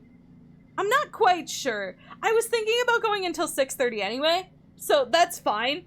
It's just the longer we go, the higher the chance my computer's gonna die. My computer doesn't like very long streams, for those of you who are just, who are watching for the first time. You spend the rest of your day pulling up weeds and watering plants. Okay, I already read that. You're dirty up to your waist by the time you're finished, but it's good, honest work. You're proud to be able to do something to help out your colony. Cal gives you a high five and invites you for a cool drink in the cafeteria. All the other agriculturalists join you. Of all the places in the colony you've worked, geoponics is the most like a family. Maybe because they've always been your family, thanks to your mom and dad. Aww, that's cute. Uh-oh. Someone broke into the gardens last night and stole some green tomatoes. What a waste. Not only were they probably too bitter to eat, but now you don't have seeds to replant. I would be furious too, what the hell? Your mom calls everyone for an all-hands meeting. She looks grim and surveys the group. Your life as a teenage spaced colonist. Yeah, literally. Your mom calls everyone for an all-hands meeting. She looks grim and surveys the group. All right, farmers, listen up. Based on my projections, geoponics should have been producing 70% of the colony's food by the end of our 3rd year. The rest was to be provided by stored rations and hydroponic algae resources above the stratospheric. The agriculturalists all nod. Everyone knows where this is going. Also, Mario movie trailer dropped today. That it did! I have not watched it because I do not have much faith in a Mario movie where they cast Chris Pratt to play Mario. But people seem interested in it. People seem to... pretty hopeful. Watch it? Okay. I'll give it a watch after the stream, though. Because we lost much of our hydroponic equipment in the wormhole incident, as well as 90% of our soil and bacteria cultures, we're nowhere near the production we need to be at. We also had hoped to have domesticated at least one native crop, but as we found from the pixie beans last year, we have some more work to do on that front. She looks every one of you in the eyes. You're my people, my family, and I'm not going to sugarcoat this for you. The colony is going to fail if we don't get a handle on agricultural production. People will die. People have died already. You feel a pit in your stomach that's not just from hunger. You can't imagine someone as strong as your mother just wasting away. Your mother pulls up a holo screen outlining work plans for the season. You feel your holopalm pulse as you receive a copy. There's so much life here on this planet, your mother says, but it seems to fight us at every turn. I've sent soil chemistry analyses to your palms, courtesy of geranium. The soil needs to be conditioned extensively to support earth crops. We need to cultivate more vertumen crops in partnership with the foragers. We need to salvage what we can of hydroponics and get that up and running by the end of the year. Your mother would never stoop to being beaten, but you can see the lines of fatigue around her eyes. It'll take a superhuman amount of work to turn this around, but it is still possible, she says. You are the people who will save this colony. I believe in us and the miracles we can perform here. Thank you for being here to do the work. Now, let's get out of here. +1 colony food. All right. I don't know how to check how things are going, though. Chris Pratt's keeping the Italian accent subtle. Jack Black is actually trying his role as Bowser. Toad is still fucking annoying. Oh my lord. What do you mean Toad's annoying? Oh my god, that was horrible. I'm so sorry. That was awful.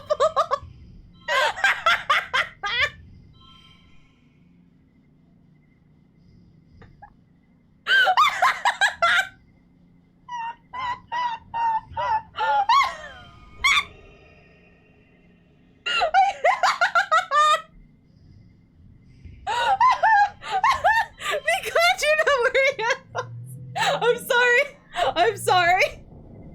You worked well this month. Yay! All right. Is there a way to check how the food levels are doing? All right, next month, let's go. Memories, character traits, memories, friends. You're gonna go walk your dogs? All right, yeah, no worries. Do a dog walk. We'll see if I'm still going by the time you get back, though. I'm gonna be in the office. Oh, okay, good to know. I will go ahead and check that. Actually, I should have maybe seen if I could do something like that sooner, huh? In retrospect, maybe that should have been one of the first things that I did. You could check at the blue building you can't remember the name of. This one, the one that Mars stands out of? No, that's not blue. Top right. Oh, you mean the one with the purple banner. Right? No, okay, leave. That's engineering. Book, that's blue? No, it's purple! That's purple, what? What are you talking about?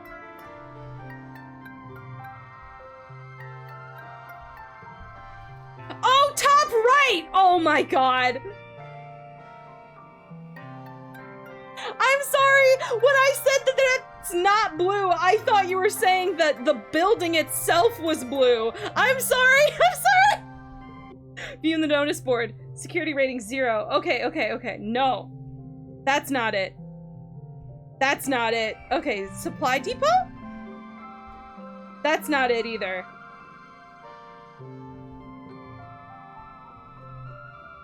The banner is blue. Yeah, you're right. The banner is blue. I don't... It said colony food shortfall. Yeah! Although it doesn't show you, like, what you might need to do to get it back to a normal level, right? I'm gonna go foraging, maybe.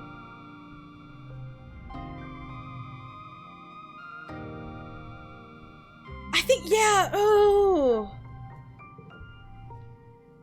Maybe I'll go foraging and I'll leave before I hit 100 so that I can do another month of farming after this. I'm trying to figure this out. Where was that big slug dude that I want to grab? Is it too late for me to get that slug dude back? Imagine Pokemon but set in the Industrial Revolution. Imagine that! That would actually be really neat. A herd of float cow are grazing nearby. You watch them peacefully bob along, releasing streams of, god damn it, urine or clouds of helium to maintain a steady height. You know Dorkly already did that, but it would be cool. It would be cool! Try to capture one? I mean, we already have them in our custody, but I will try to... Uh-oh. Uh-oh. Okay, that's... Can I...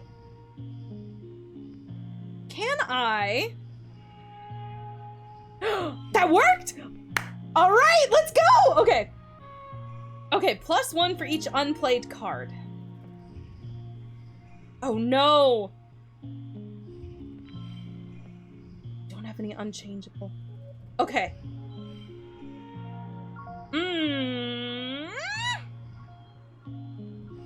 This is the worst possible card that could have been linked there. Ah! Was it 16? 16, it's exactly the same. You might just... Wait, can you leave the spot blank?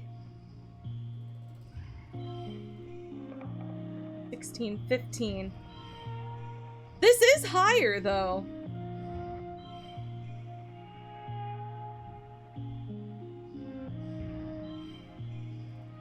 You can leave it blank. Uh-huh.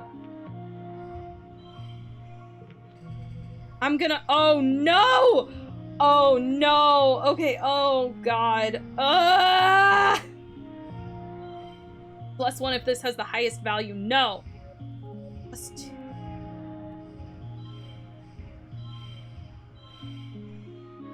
Oh, God! This is really bad! Oh no, this is really, really bad. Oh no.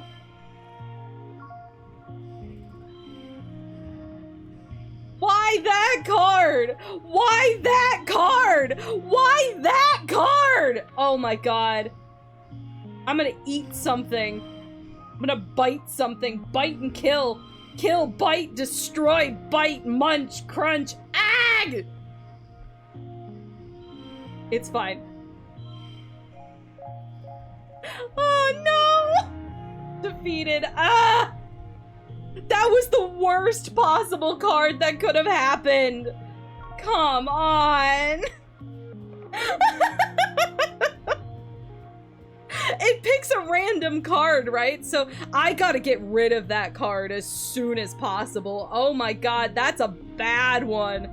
That's a really bad one.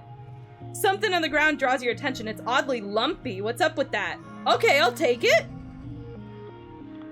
Yeah, that's your least favorite card in the game. Oh boy, it's rough. It's a rough one.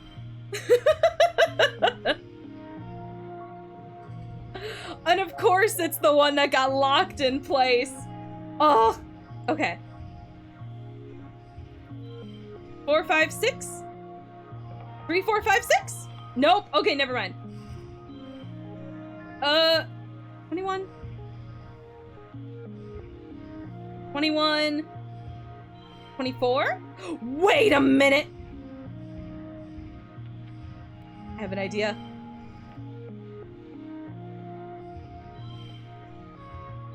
Ooh, okay, wait, is that better? 22? It's not bad. It's definitely not bad. Hold on, I have an idea. 24. Is that the best we've done? Not sure. Okay, yeah, that's fine. I'll take it, I'll take it. What is this hand? Oh no, this is bad. Okay. Oh, I only need 19 though. Okay, that's fine. That's fine. We'll make it. We'll make it. 225. Ooh, 6. 2, 2, 2, 2, 2, 5, 7, 20, 23. Okay. 2, 2, 5, 1, 2, 20, 21. Okay. Never mind, never mind, never mind. We'll do it. We'll go the other way. This is fine. 6. Ah, you don't get... Okay. Boring is such a terrible card. It's a really bad card. Would anyone like to vote in the prediction? Ah, what's the... Oh, the prediction! Right! Whoa, it's a potato minefield! Underground, the recent rain has swelled the young melons to bursting. You better watch where you step, you'll end up knee-deep in potato juice. The good news is, they're tasty. Hey, let's forage one! Let's go! They're so dang heavy. The calorie-to-weight ratio isn't optimal. Most are too young, but you find a ripe one, dig it up, and roll it back to the depot. Hey, welcome back! Things are going bad and everyone is starving. Egg, egg, egg, egg, egg, egg, egg! You come out of trees into a large grassy clearing. In the middle as well, you can only describe it as a pedestal. In the middle of a cradle of flowers sits a massive egg, easily larger than any egg you've ever seen before. It's white with red flecks and it's just sitting there in the middle of the clearing, totally unprotected. What did I do? I didn't do nothing! Shrek Dad didn't die. Shrek Dad is alive!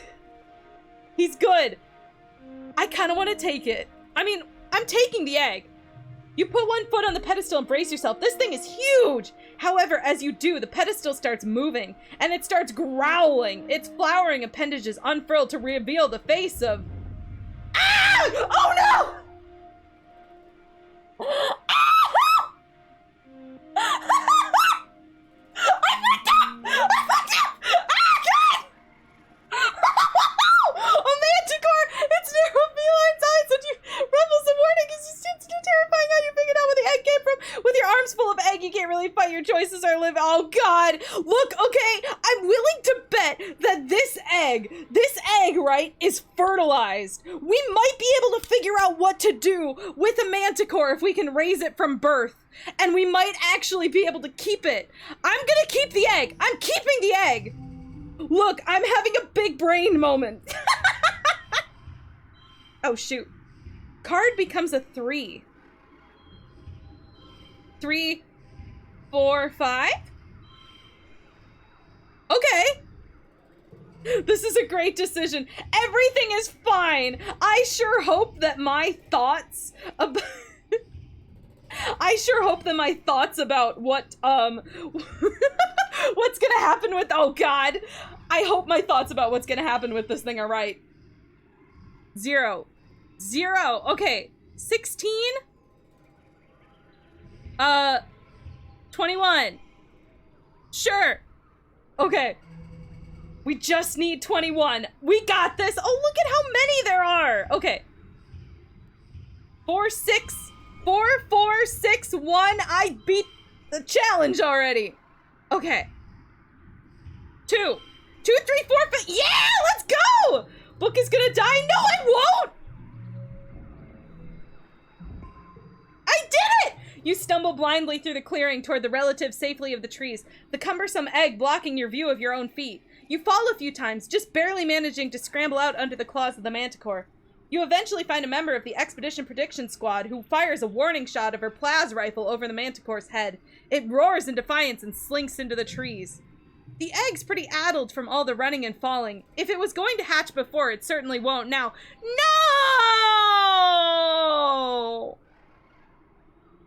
That was the whole reason I took it! Man! What if Man! Uh-oh, what's this?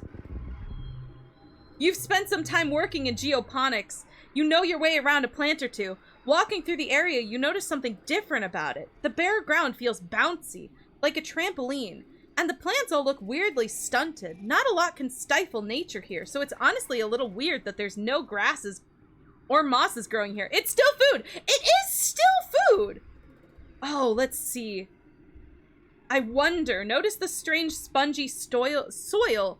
Maybe this soil might be something more earth-like? You peer down at this oddly bouncy ground. It's pink and fleshy and wait. Is it even ground? You kneel and take a closer look. More like a kind of dense moss or coral, maybe.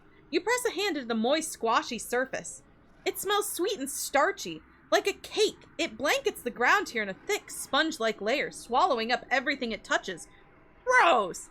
But it smells so good. You dig a large chunk of the sponge cake up to bring back to geoponics. Further analysis is needed, but you have a good feeling about this one. How do I analyze it? Will they do it? Look when she's in the middle of a famine and only finds food instead of another animal that drains resources. No! We're supposed to eat the animals! The whole point is that it's a renewable resource. If we get something and the animal can reproduce, then it's good, right? Your path is blocked by a massive 8-legged xenofauna, something between a spider and a squid and a bear. In its rage, it's in a rage, grunting furiously and bashing itself against a tree and rocks at the bottom. You duck and hide as it glares in your direction, its breath heaving and dozens of eyes gleaming with madness. It's the same soft pink and purple you recognize from the multi-legged Riki that live in this area, but so much larger. Could this be a related species? Its gaze drops to you and your pet Riki Egg, who chitters and runs up to it, waving its grasping tentacles. The creature huffs and leans down to sniff it, its rage forgotten. Book, they requested herbivorous animals. Did they? Let it sniff. Please don't take Egg. The larger creature makes a chuffing noise, like a tiger. A brassy, vibrating exhale that ruffles your Riki's fur. Content it's not going to eat Egg, you keep back and let them introduce themselves. Egg isn't intimidated in the slightest. In fact, it seems totally relaxed in the presence of this hulking beast. They touch tentacles and sniff each other. And your Riki even curls up in the bigger one's arms for a while. Oh, it's cute! Egg! Wait, they look just like parent and child. Is this another life phase of the Riki? After a while, the huge Riki leaves harmlessly. You're happy your little buddy got some social time with their own species. Oh, cute! I love Egg, too. I love Egg with my whole heart. Oh, baby! That's so cute! Egg, you're a little stuck, buddy. Come here. If they're gonna be raised inside the settlement, they won't want something that's already killed colonists. I guess that's fair. But also, if you raise it right, it won't do that. Okay, but consider, it would be cool. It would be cool. Huh. Is there anything else to do here? There is something else to do here. What's that? What's that? What's that? What's that? What's that? What's that? What's that? What's that? What's that? What's that? What's that? What's that? You come across a huge field of flowers. Most are teensy pink ones, but some are beautiful big yellow ones. You check the holopedia and looks like they're a brand new species. They don't even have a name. They need a name, like butter dandies. Even though they look neither like buttercups or dandelions. Honestly, they look kind of more like spitting cobras than anything. Huh. This is what people say before they try raising tigers in their home. Well, we're not gonna touch them, I don't think. I feel like picking them all is a bad idea, but I'm gonna do it just in case maybe we can do something with these flowers, right? Right? +2 for each gem on other cards. Okay. 4, 4, 6. Hold on. 4, 4, 6. Tigers can still kill and maim. Yeah, but you have to make sure that they're in the right type of enclosure. That's the thing. If you keep them in the right type of enclosure, you're probably fine. Probably. Maybe. 2, 3, 5. Bad. 2, 2, 5, 6. 19. Meh. Yeah, that's true. Right? Right? You gotta be careful with it. But, like, if you're desperate for food, I don't think there's anything wrong with it, right? Okay. 3, 3, 4, 5, 6, let's go! Wait. At home, you meant at home. Oh! Slightly better. Still don't raise tigers at a zoo. Please raise tigers at a zoo. You notice a distinct difference between the blooms as you watch insects buzz from flower to flower. You notice they leave a trail of slightly more pinched-looking specimens. The pollinated ones will likely close up and be shriveled by morning. With this knowledge, you pick 3 healthy, unpollinated beauties. Cool! Did it do anything? Can we do anything with it? Can we? Can we? Keep exploring. I think 79. Okay, I'm gonna keep exploring and I'm gonna do one more thing and then we will go home. I think. I got flowers. I did get flowers. I hope we can eat them. I sure hope we can eat them. Otherwise, why did I even pick them? Still gotta research the sponge cake. Wait, do I do that out here? How do I research it?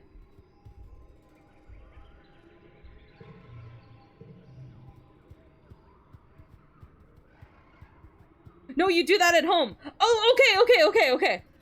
Got it. Okay, I've never had to research something before. Good to know. I will do that. Okay.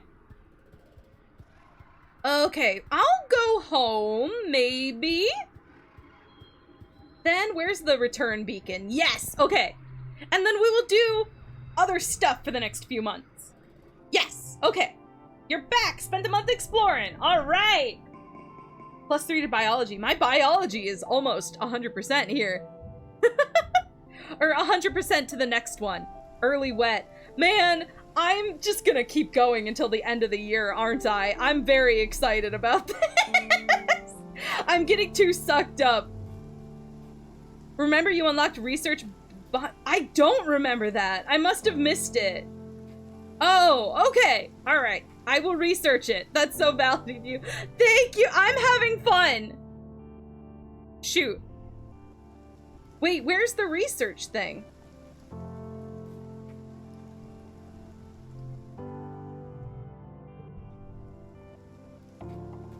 Here?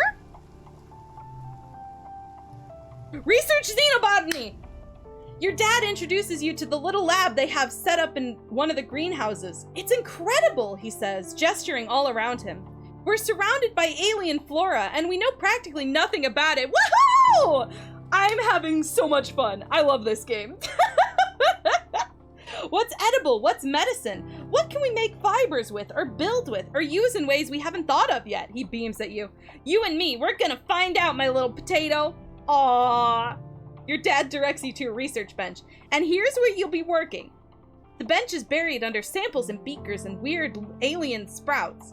More than just a simple table, the analysis bench is covered with buttons and little holes to poke things into. Carefully find the on switch. There is no on switch. Yep, you looked everywhere. I'm not gonna touch anything. Go ahead and mess around, your dad encourages you. You won't break anything. Oh, okay, good. I'm gonna stick something into a hole. You put one of the little seedlings into a small slot on the table. A little door slides shut, then reopens with a loud brrrt noise. A loud brrrt noise startles you. Oh no, you broke it! Your dad laughs. No, just kidding. You're fine. Good instincts, kiddo. Press buttons at random. You mash all the table's buttons until yo, kiddo! It's congruence. Please don't start talking in 90s slang. We got enough of that from the telephone in Splatoon. Your dad is such a dad. He's such a dad. It's congruence. The friendly ship's computer beams at you from her own holoscreen set into the bench. Of course she's here. She's the guardian of all knowledge in the colony, after all. You wonder who she got yo from. Your dad laughs. Don't tell anyone, but congruence is the real brains of the operation, he confesses. Though it's not like it's a secret. She'll make sure we don't do anything super dangerous, which means you and I get to focus on experimentation. Such a good dad. Shame he's dying of shimmer. Shame he's dying of shimmer. I sure wish I knew how to fix that. If you follow the rules and stick to what you already know, you won't learn anything new, so don't be afraid to try stuff. Get to work. You bring your mushwood samples to the lab. You're going to study these and revolutionize the use of mushroom lumber, maybe. Sure, study this mushwood. This is not the sponge thing, though. You examine the mushwood under a microscope and take notes on its cellular structure. Part of the reason it needs to be harvested and wet is because the cells get so saturated that they lose structural integrity and turn to, well, mush during glow. Jamie's dying of shimmer. Oh, did you miss the shimmer? The shimmer is the stuff that he keeps, like, coughing up. The, like, pink stuff. Studying this exact process by the... You're back, what did you miss? Everyone is starving. Studying this exact process by which the cells take in water leads to a breakthrough. It might be possible to hack this process and stop the mushwood trees from taking on too much water during wet. If they don't take on as much water, they won't take as long to dry. You literally got something called Shimmer Cure and you didn't give it to him or take it to a lab. I don't know what to do with it! I genuinely don't know.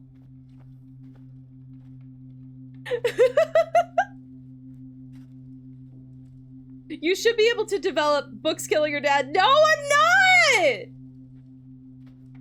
You should be able to develop a spray that the loggers can apply to the fruiting body of the mushwood, the part of that sticks out above the ground, close to its pores. Reducing negative pressure in the body should stop it from pulling so much water from the mycelial network underground. This is great! Logging will be so much more efficient now. It was progress on finding the cure. It was progress on finding the cure. You're right. What?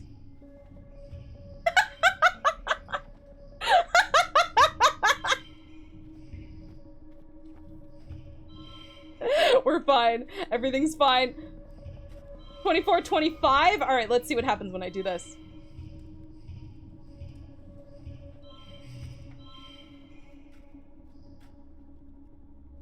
Okay, wait, hold on. I have an idea.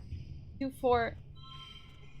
Okay, yeah, this was the best option. All right, okay, that's fine. 25, win. It's a win. Book his father. I'm not father. What? You do not want me to be a dad. Oh God, I would be a horrible parent. At least I admit it, though. I got kudos. Wait. So I didn't end up researching the sponge thing. Should I go into it again? New perk! Ooh! Should I do the research xenobiology again or what? You might have to try again. Okay. That's fair, that's fair. Good thing I saved just enough stress to where I can do one more. I think I'm hitting other events. I think I am. You're right. You report to work in the geoponics laboratory, bringing along the sample of weird spongy... There we go! Of spongy purple-pink stuff you found in the fog cloud in the Valley of Vertigo. Your dad is very interested in your sample. He has you analyze it right away. Scrutinizing your sample under the microscope, and then with a spectrometer, you compare the spores to known substances. You determine that it shares a chemical compound seen in fungi with psychotropic effects. It would make people hallucinate. Huh, your dad says. That explains some things. Oh no, this is for the shimmer. Is it? Oh my God, why do I have so much stuff? You think this is about those creatures that's topiary covered in this stuff? They were all grouped together in the same place by that weird hole. Did the fungus make them go there? But why?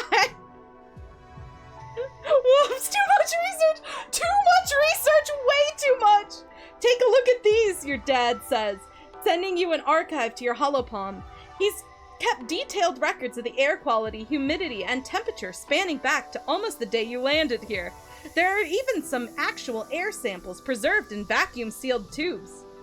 You take a look and sure enough, the spores were always present in the air here and get much worse during pollen. Wait, could this be what makes your dad sick every year? Is it trying to colonize him like those creatures? Yes, this fungus must be the cause of the shimmer sickness. Looking for a way to neutralize it, you hit the archives again. You work on it for a few days, but identifying a compound and noticing a pattern is one thing. For the heavy science, you need help from Dr. Instance. This is strong work, Instance says, stroking through your findings on her holopalm. You say you gathered this sample yourself? That's impressive for someone at your age. Wow, I've impressed Instance! She summons Tang to join you. Please get Tangent up to date on your research, she says. She'll take things from here. She has more of a mind for these things. Sensing the shift in power balance, Tang blanches and looks at you all apologetically. That sounds like the right choice. I want to be nice, but...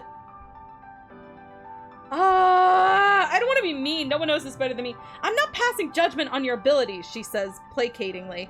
You clearly know this research well, and I find nothing wrong with your methods. Still, something this important and dangerous should be done in more controlled conditions.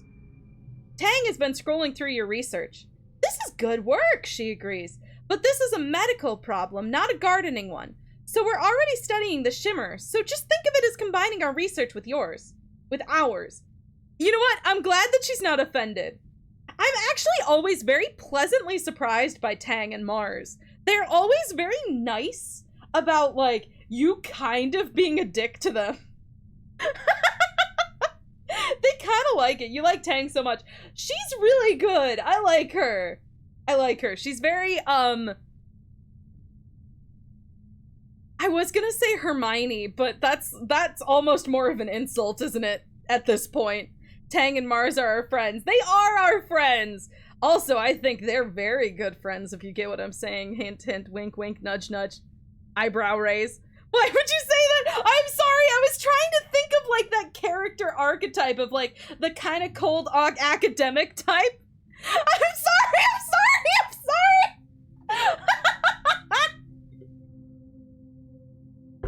I'm sorry! I'm sorry, I didn't mean it, Tang, I'm sorry! The corners of her mouth twitch up. The most of a smile anyone can actually get from Tang. I'd like to work with you on this, actually. I can't believe you got all of this just from a sample. Instance nods, dismissing you both. If you like vBook, you can stop by the lab later to check our progress. I can't believe this shit unsubscribes! No! Not the unsubscription! You've been studying this. Oh, we're also doing the sponge cake. Let's go! 2 in 1 month? You've been studying the sponge cake you found in the Valley of Vertigo. That oddly squishy trampoline-y ground. As you suspected, it's a type of fungus. The analysis bench tells you it contains edible starches. Once dried and pressed with a maturing agent, acidic spark snow would work nicely. It will make a wonderful flour. Let's fucking go! The challenge is now to cultivate it. It multiplies quickly, and you've seen how it stops anything else from growing near it. Everything is a fungus. I guess so. We should probably ask permission from Mom first. No, absolutely not, she says before you even open your mouth. Get that out of here before it contaminates the crops. We all know the pixie bean experiment turned out, she says. I know you've studied the sponge cake, but I'm not sure about it. I'm sure this is safe. I checked. You show her your research. Your mom rubs her face. I know, you're a real chip off the old block, aren't you? You probably have its whole genome mapped already. Fine, find a place for it. Yay! Thanks, Mom. You plant the sponge cake in a special field, quarantined on the other side of the geoponics domes from the rest of the crops. By the end of the month, you can already tell that it's taken root and will start producing viable foods soon. You should get your first harvest during pollen when the sponge swells up and is at its sweetest. Let's go! Yeah! Many of the earth crops grow through dust and need to be harvested before wet. This means your colony has more food available year-round. It's gonna be an incredible boon. Let's fucking go! Let's go! Let's go! Oh, I'm so excited. I'm so excited. I'm so excited. I'm so excited. I'm so excited. I'm so excited. I'm so excited. I did it! I got food! Now we just need to find some more. Celebratory tomato throws. No! Oh no! No celebratory tomato throws! No! I'm so happy. I'm so happy. Let's go! I'm gonna save the colony! I'm gonna save the colony! Ah, shit. I need a break soon. Fuck. Okay. 99 out of 100. Oof. Okay, you know what? I'm gonna work on the farm. Hydrate. Okay. Hydration taken!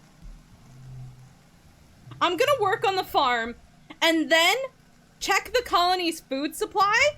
Okay, I will do that. Check the food supply. 30%!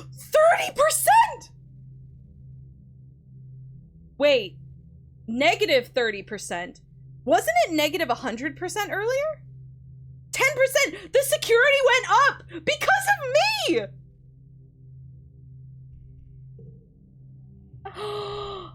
It was at negative 100. Ah, I'm helping! Let's go. Okay. I'm gonna work on the farm because I'm too stressed to go outside. But because we cannot go outside during glow, your mom was really counting on the rice crops to flourish on Vertunma, but no luck. The soil just isn't right. It hurts to have lost such a stable crop. You find your mom almost collapsed over a sack of soil, her head in her hands. When she hears you, her head snaps up. She wipes her eyes. You try to leave quietly before she realizes you saw her cry. No, Mom! Your dad is a total nerd when it comes to crunching statistics about colony food production. Through him, you learn that the average person eats approximately 200 kilograms of dry rations every year. You're back! Hey, welcome back! Just in time, it's almost glow. There are about 100 colonists to feed, at 2,000 calories a day, so in a year you need to produce about... well, no matter how many times you think it over, the math is grim. Even with your hard work, geoponics is producing far, far less than the colony needs to survive. It all feels so hopeless. Knowing that all your hard work still hasn't been enough, well, it breaks something in you. Hunger and desperation boil together in your stomach as you work. You're still starving. You deserve to eat. You need to eat. If you don't eat, you're not going to be able to work as hard as you need to. So, when it's just you and a wheelbarrow of anemic-looking carrots, what do? Don't! Oh, God. Stealing some food gives you a way better card. I can't steal it. It takes extraordinary amount of willpower, but you get all the carrots weighed and delivered to the kitchens. This food is for everyone. It's not a lot of food for 100 people, but at least you'll all starve together. Good lord. That's grim. All right, card becomes a 3. Understood. 3. Plus 2 to the card left. Ooh. Okay. 5, 7. Value is wild, so maybe this one will help. 27. 27. Okay, it's all 27s. Never mind. We're good! Win! Alright, okay. Hey, we at least got a little bit. It's been 3 seasons of heavy food rationing, getting more and more strict as the year dragged on, and the fields continued to struggle. You've been wasting away. You all have. It's not just the lack of calories. There just aren't enough vitamins and good stuff in the food you are eating. Oh no. Your muscles ache all the time. Sometimes you feel strangely euphoric, filled with an inexplicable energy, but often it feels like there are weights tied to your shoulders pulling you down. You're tougher than most, but you still have trouble sleeping, despite being tired all the time. You spend the whole day in a dazed fog. Oh no, at least you barely... Oh god, look at the... Oh god! For months, the idea of food plagued your thoughts, each one like a dagger in your stomach. They've been replaced by an odd sense of peace. Now you feel half tethered to this reality, floating above everything like a balloon. Your friends stop working and retreat to their quarters. You lie to each other on the HoloNet, saying you're okay, just taking it easy for the harvest. Well, the harvest came and went, as meager as ever. This is pretty bad! Your mother still hasn't given up. It never rests, never stops working, as much as your dad begs her to. She must be sleeping in geoponics because you hardly ever see her in the family quarters anymore. From where you lie nestled in your cozy fugue, it all seems like far, far too much effort to bother with. Oh, look, I need to help. It doesn't matter, I need to help. You're out there in the fields with her, being her sidekick, helping fetch things. She never slows down. When the roboplow finally breaks under the pressure, she doesn't. She's out there even longer, doing everything by hand. This is bad. This is very bad. Both your parents feel responsible for this famine, but as the head of geoponics, your mom takes it personally. She's been skipping meals, relying on water and pressed soy bar rations, just enough calories to keep her body moving, but not enough to stay healthy. Yet she never lets up, working herself to the bone, barely even sleeping, increasingly sallow-eyed and gaunt. You and your dad try to slow her down, but, well, she's a stubborn woman. If not her, she says, then who? This bodes horribly. Oh no, she died. Oh no, she died. Oh no! You and your dad are in the lounge, slowly sipping your vegetable broth. When there's a commotion at the doors, someone runs in, gasping for breath, yelling at you and your father to come to geoponics. You run over, knowing deep in the pit of your stomach that something terrible has happened. When you see the faces of the agriculturalists, your mom's people, you know that feeling is real. Shit! Fuck! God damn it! Oh no, this is sad! Your dad sees her body first. He lets out a cry, something you've never heard before. A dark, unimaginable pain, dragging up from the darkest parts of where fear lives. Oh no! No! Oh no! Your dad falls to his knees beside the frail body of your mother. He pulls her into his arms and sobs, wretched and agonized. Congrats! No, this is a bad time! This is the wrong time! You don't even know what to think. Your mom always seemed larger than her body, but seeing her now, there's nothing there, just a fragile shell. They tell you she didn't even cry out. She just went to her knees and then lay down in the dirt, and that was it. She's gone. No! That's so sad! Your mother's body has been taken into the incinerator room, and that night the colony gathers to pay their respects. You join them? That was easy! No, this was the opposite of easy!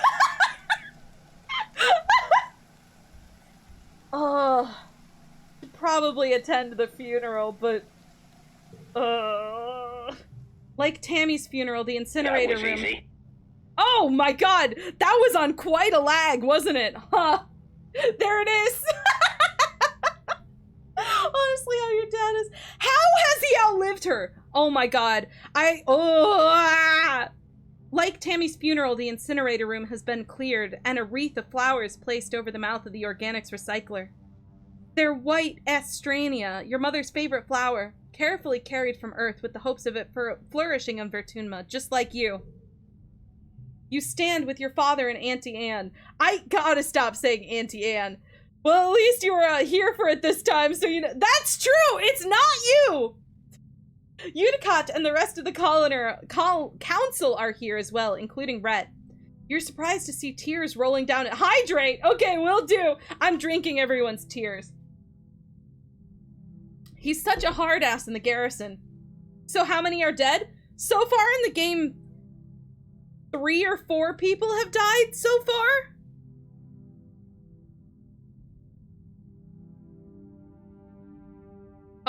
Cal is here with all the agriculturalists.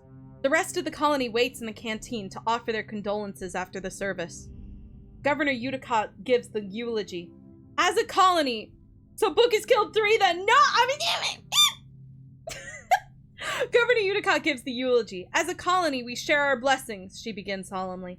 However, today, in sad company, we gather to share the burden of grief. Fluorescent. Her name was Fluorescent? Fluorescent was born on Earth, but she, more than many of us, exemplified the spirit of our endeavor to bring life beyond the stars. She bore life, not only in her body, but bringing it forth from the ground she so faithfully attended. The The debt we owe to her is the kind that can never be repaid, she continues. It is with a deep and unbearable grief that we must continue on without her, in awe and respect of her sacrifice, the depth of which was never expected of her, but which she did not expect anyone else. It is on her strong shoulders that she carries us still. Udicott closes the doors to the recycler, and the particle disintegrators begin to reclaim the molecules that once formed your mother. Your father squeezes your shoulder, making a small, choked-off noise of pain. As a community, we remember Fluorescent. As a community, we return her body to the soil that nourishes us. In this way, her sacrifice is recognized by the manifest body of the colony. You killed Tammy's dad? No, I didn't! I didn't! He was outside the colony! He was killed by a monster! Her sacrifice is recognized in the manifest body of the colony. The ceremony is adjourned to the canteen, where a somber wake is held in your mother's memory. There isn't enough food to dull the emotions, and your empty stomach only reminds you of her unfinished work. I'm not a stomach! Your father is the new head of geoponics. In a few hours, he receives your mother's remains so that he can add them to the colony's precious supply of brown soil from Earth. You touch the cool lid of the container, marveling that your mother could fit in such a small box. You don't have to be okay, your dad says quietly. His voice is thick with emotion. I know I'm not. I have to keep going where she left off. If you can, you should take some time off. I think I have to. I literally don't think I can do anything else. Oh, never mind. That did not... Okay, the prospect of just going back to... Oh, okay, never mind. Taking the month off is good. Don't follow in your mom's footsteps. Exactly. The prospect of going back to work like everything is normal is too much to handle. The suns dip below the horizon and glow begins. You end up spending a whole month alternating between sleeping, scrolling the HoloNet, and staring into space. It's restful, at least. A few days after the funeral, surveyors return with an unexpected bounty from the Valley of Vertigo. It's enough to survive another month, until the new year, maybe, if you keep rationing. The colony will continue to limp along, but without your mother. The roar wakes you. It would wake the dead. It shakes the walls, rumbles through the ship's hull, and makes your heart skip a beat. Happy glow, everyone! You're paralyzed by a sudden clench of fear in your gut. Through your porthole window, you hear another metal screeching and people shouting. Then another roar, guttural and rumbling, like the sound of a mountain collapsing. Something enormous is out there. Run out to face it. I guess we can take a look. You don't know what gives you the courage, but you run out to the fields to face the horrible creature face to... What the fuck is that? Woo! It has no face! It has no face! Oh god! Please have a face or even a head. Its body just unzips, revealing a mess of... What was that? Watch your profanity. No! Never! Revealing a mass of writhing pink tentacles and blinking eyes, pocked with jagged asymmetrical teeth, it stands on 4 enormously powerful legs, each wide across like tree trunks. Clinging to its back and its thick slug-like tail is clumps of lichen that glow faintly in the night.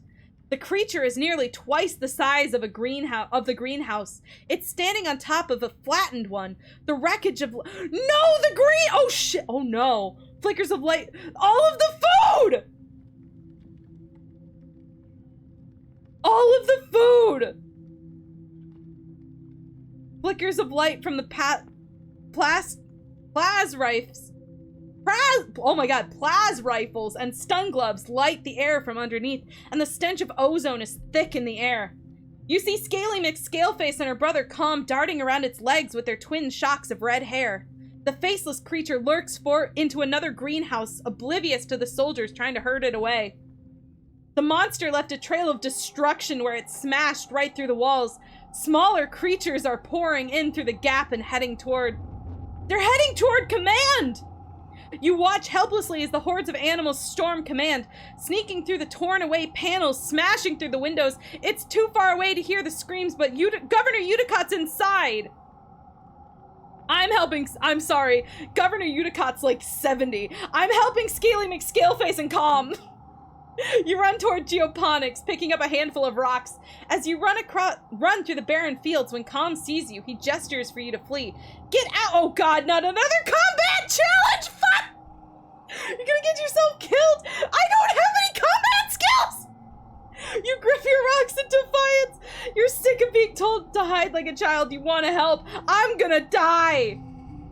I'm gonna die! Okay, 3, 3, 3. Okay, 4 plus 2 to a card, huh? Okay, 2. Oh, 2, 4. 2, 4, 6. 2, 6, 5. Okay, wait, yes! Okay. 36, can I do it? Card gets plus 2, okay. Plus 2 to the card, okay. 7. Plus 2. 1, 2, 7? 2, 3, 7?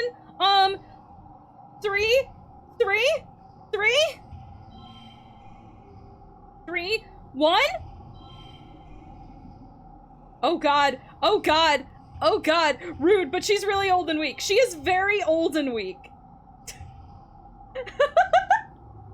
20, 23? Oh god. Okay, wait, 3, 4,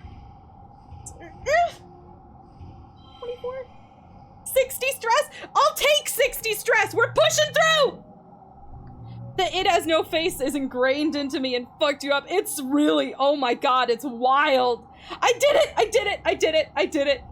You try your hardest, but even with the full force of the defense squad, you can barely keep it contained near the farms.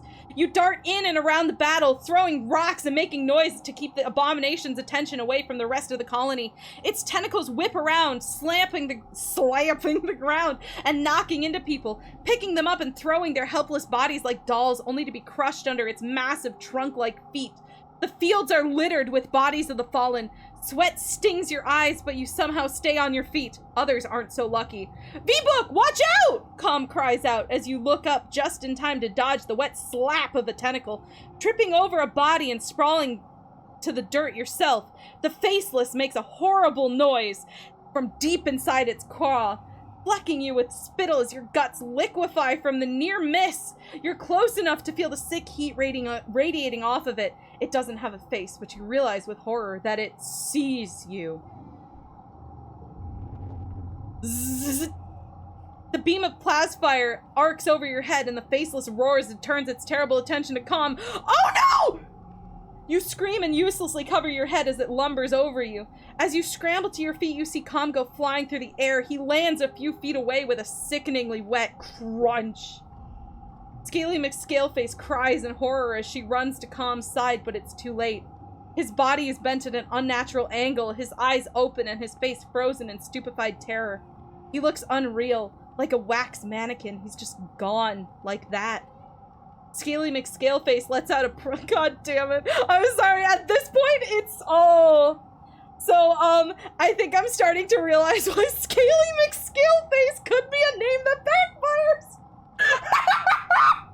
Scaly McScaleface lets off a primal scream, and you see the thought just ignite her mind, contorting her face with ugly fury as she stands up to launch herself at the Faceless again. I did bad?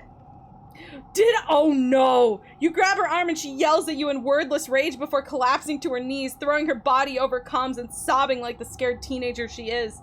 You can only stand and watch. I might have made a small mistake! You hear a colossal cracking noise and look up to see the Faceless stumble toward the stratospheric. With a roar that shakes your very molecules, it loses its balance for the last time and falls onto the ship. Metal screams as the ship buckles and gives way. Whole pieces of the quarter's wing shear off as your home opens like a tin can, spilling its contents into the creature. The strato lurches, then collapses under the creature's weight. The abomination is slain, but as wails of grief join the whimpers of the dying, you have to wonder, at what cost? The council calls an all-colony meeting to face the aftermath of the attack. In the oppressive gloom of glow, you gather near the engineering with the other survivors. It's one of the few buildings still standing. The corpse of the Faceless sits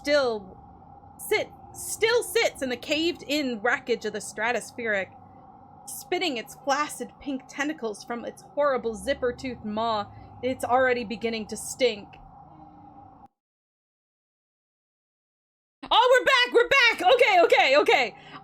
It's dead. I can't forget what I just saw. I have trauma.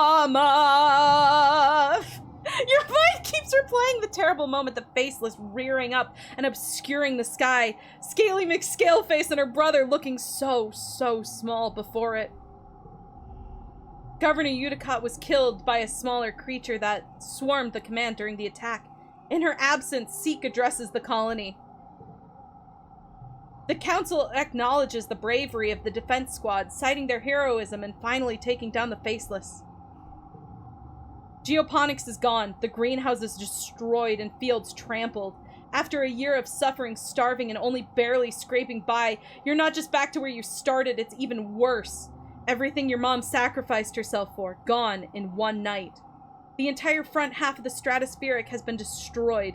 The living quarters, the canteen, the garrison, the lounge, even the creche. It's all gone. It's only by some stroke of luck that people hiding in the creche weren't all killed. Seek solemnly reads names of those who lost their lives, too many, including Governor Udicott. You stand for a moment of silence. You feel the weight of loss blow like a blow to your chest. Oh my god. Things are real bad! Things are really bad! Things are really bad!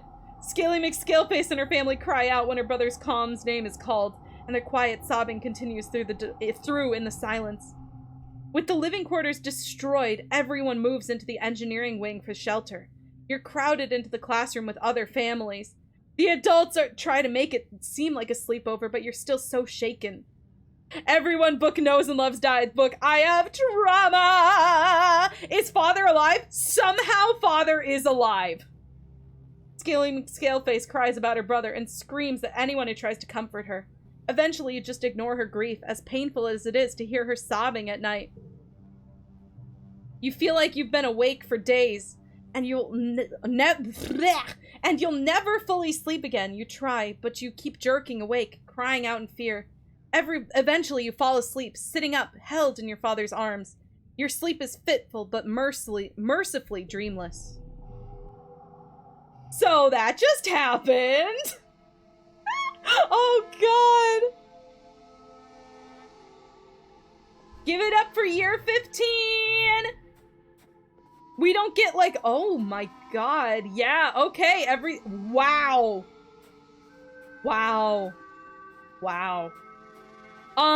So with all that just happened, everything is destroyed, everything's gone. So I'm gonna say that's probably enough for today.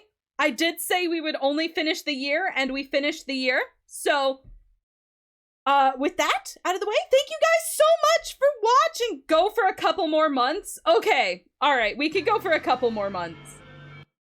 That's fine. Oi!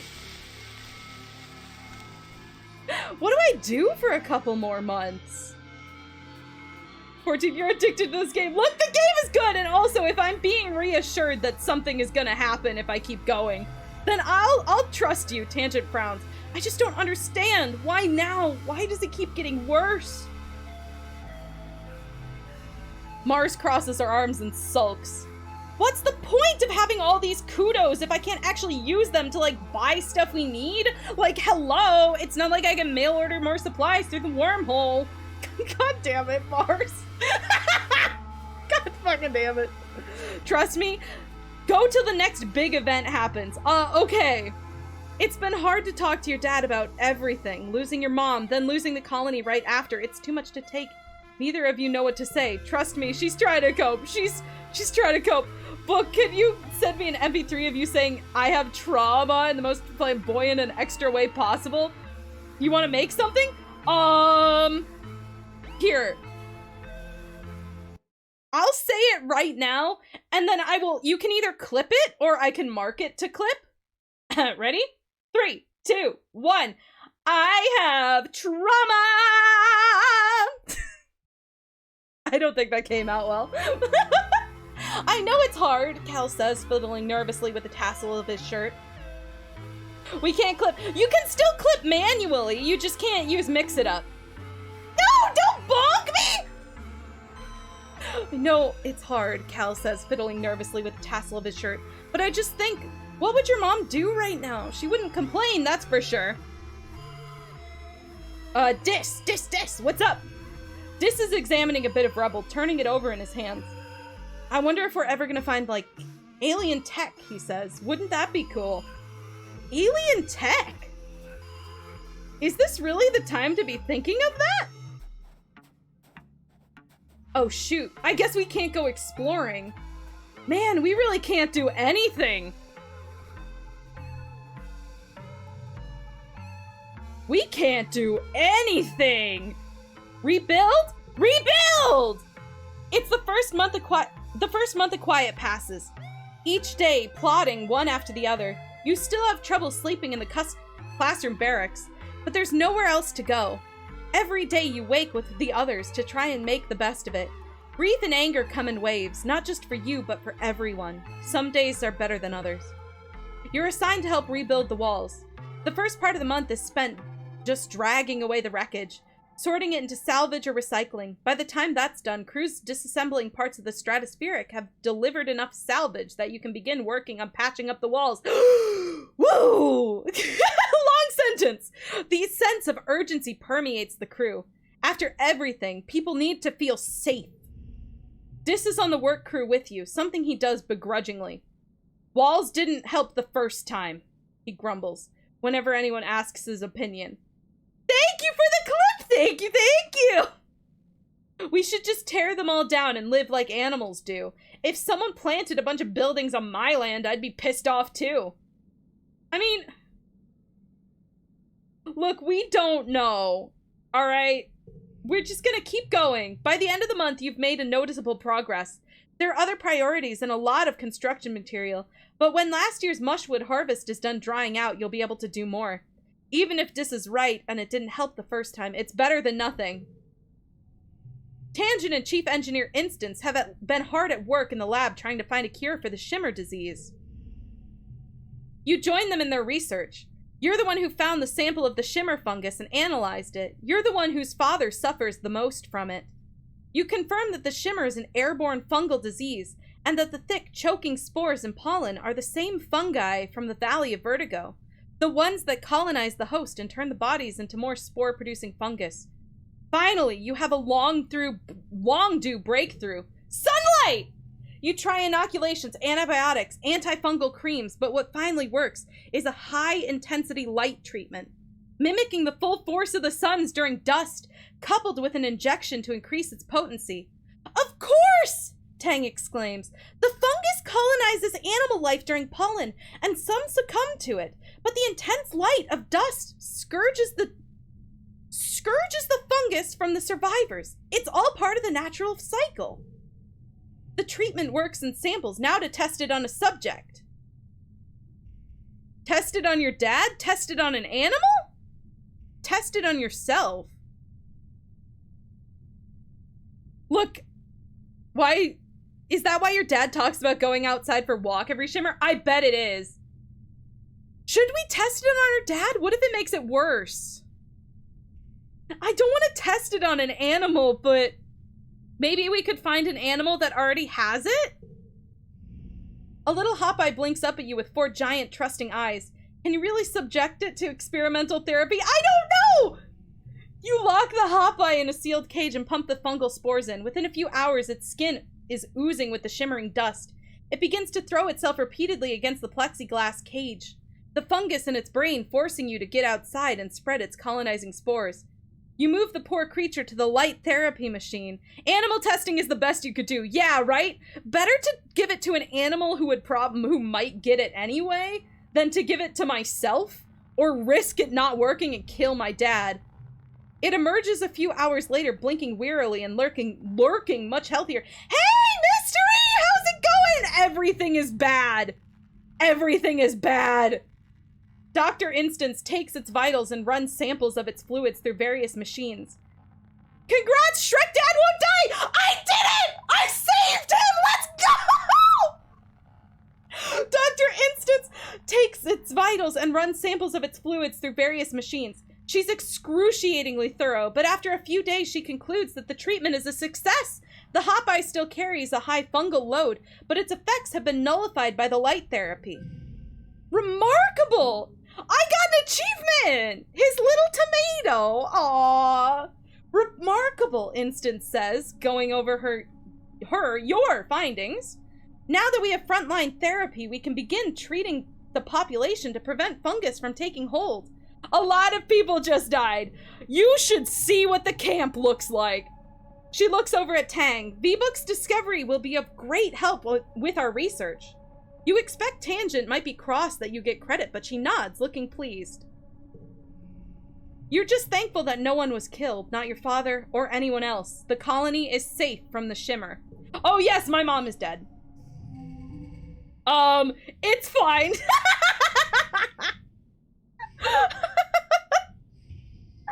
Everything's fine. Oh god. Okay, wait. 2, 4, 2, 2. Oh god. 2, 2, 2, 2. Oh. Huh.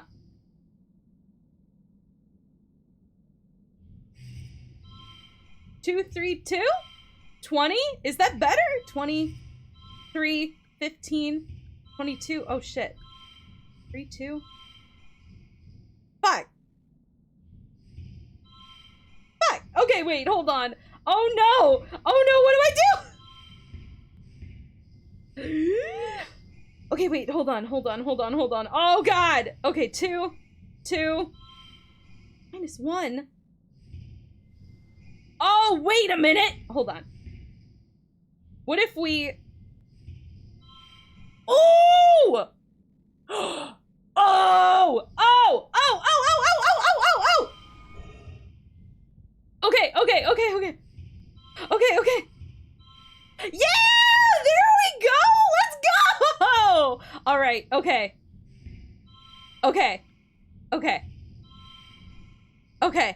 Woo! I did it! Items. No, it's okay. We don't need the items. I figured it out. The sun's finally dawned on your again on your birthday. You wake early and climb up to the top of engineering to watch the first sun's watery rays break the horizon as the wormhole recedes across the sky. Dawn should represent hope after a long period of darkness, but this light only reveals the full extent of damage to the colony. You've been having trouble sleeping. Like most people, it's hard to find rest, crammed in the classroom with all the other kids and their families. Every time you close your eyes, you see. You shake your head to clear the memories. Tammy's dad died a while ago. Yeah, this was not a recent one. You pull your blanket more tightly around your shoulders. Not your blanket, that one's gone. You stare out at the sun as the sun rises on the horizon, meager and sickly. Hey kiddo, you hear. Then your dad comes and sits down beside you. I was looking for you. Nice view, huh? Least we get a rooftop patio out of the deal. He laughs a little on his own joke, then just sort of trails off with a sigh afterward. He puts his arm around your shoulders and you sit in silence for a while, watching the sunrise pick out all the broken glass littering the fields, glimmering like a field of stars. Neither of you really know what to say. It's clear your dad feels like he has to give you a pep talk, but there's an oppressive nature to the silence that makes it feel impossible for either of you to start. Eventually, he just sighs in a shoulder slump. I know things seem pretty bad right now, he says, squinting into the sunrise. Sounds like he's taking all his effort to not cry. But it'll get better. It has to, right? It's gotta be hard to be a parent. Oh my god, it must be. It really must be. At least your mom wasn't here to see this, he mutters. That's the silver lining, I guess. So 6 named characters now? 6 named characters! You watch the sunrise together for a few more minutes. After a bit, your dad musters up a brave smile and pulls out a little box tied with a piece of gardening twine. Happy birthday, my little rutabaga, he says. You know what it is before you open it. Your old medallion, the one your dad made, with the sun on it to represent Earth. It was broken during the attack. In all the chaos, you didn't even notice, but your dad did and made you a new one. It's just like you remembered. A similar design, with a wormhole this time, to represent Fortuna. Look at that! +5 to all challenges. Holy shit, dude. +5? You thank him and squint out at the bright, oh my god, at the swirling wormhole, still barely visible in the brightening sky. It's so massive and hydrate will do! Hydration taken! It's so massive and awe-inspiring this time of year, but it always seems to herald disaster. You're happy to watch it fade away into the daylight. That! Herald disaster, huh? Huh. Your dad slaps you on the back. What a birthday, huh? Here's hoping they all get better from here. You both head back downstairs to the wreckage of the canteen, where they've pulled together a temporary roofing with whatever tarps and scraps could be found. The colony nanoprinters, the few that still run, have been working day and night to replace the necessities of life, but larger construction projects are going to take some time. Aunt Anne has coaxed the kitchen nanoprinters into making soy gruel and pressed bars, life-sustaining but depressing. You and the other colonists eat your breakfast in stony silence as you mentally prepare for the day. Chief Administrator Seek has taken over as interim governor until the council can elect someone new. Last week they held a mass funeral for everyone who died. There's talk of turning the Stratospheric's destroyed front half into a memorial shrine after everything useful has been salvaged. There's still so much to do. Ah, okay. So what's up? What was that, the next big thing or what? You said a couple months. Right, okay. No, you? You'll know it? Okay. Okay, alright. We'll see.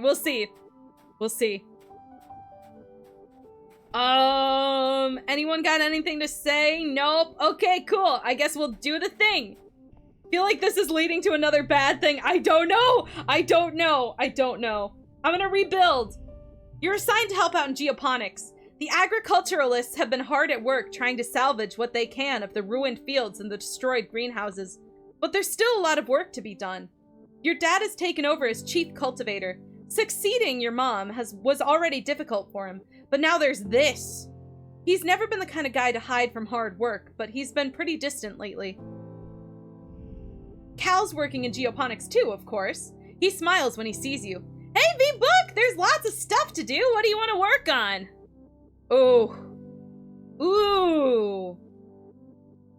Ooh, that's a good question. Oh, repair the...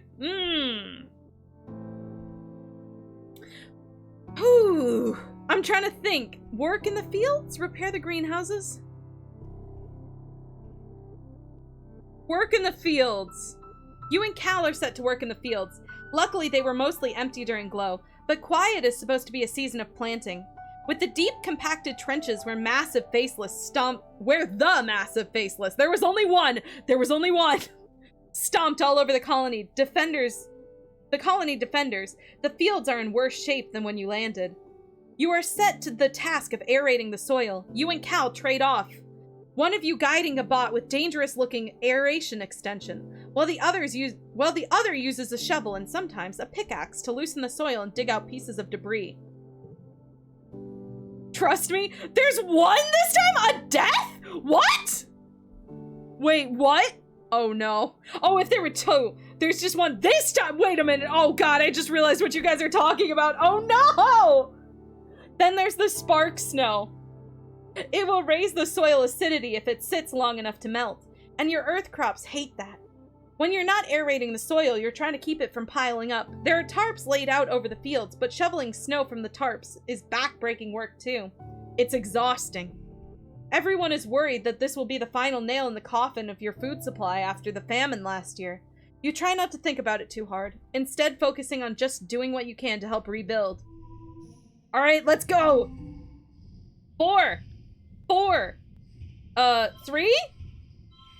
1, 2. Oh. 2. Oh, shoot. 2, 3, 4, 4. 22. Oh, God. Okay, this is exactly the goal.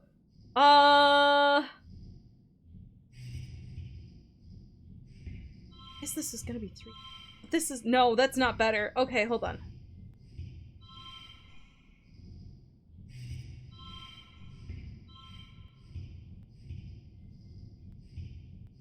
No, okay. Maybe if you do really good at the card game, everything will be okay. Sobbing, my too. I feel that. Okay, 2, 3, 4. Yeah, wait, shoot. There we go. Okay, 22. It's okay. That's literally the best I could do. All right, that's good. You're eating a mess in the tents when you hear something rumbling. Oh, is this the thing? Your bowl and cutlery start rattling. People look around in alarm. Could it be another attack? So soon. You begin to hear shouting from the outside. Someone runs into the tent. There's something falling from the sky, they shout. It's on fire!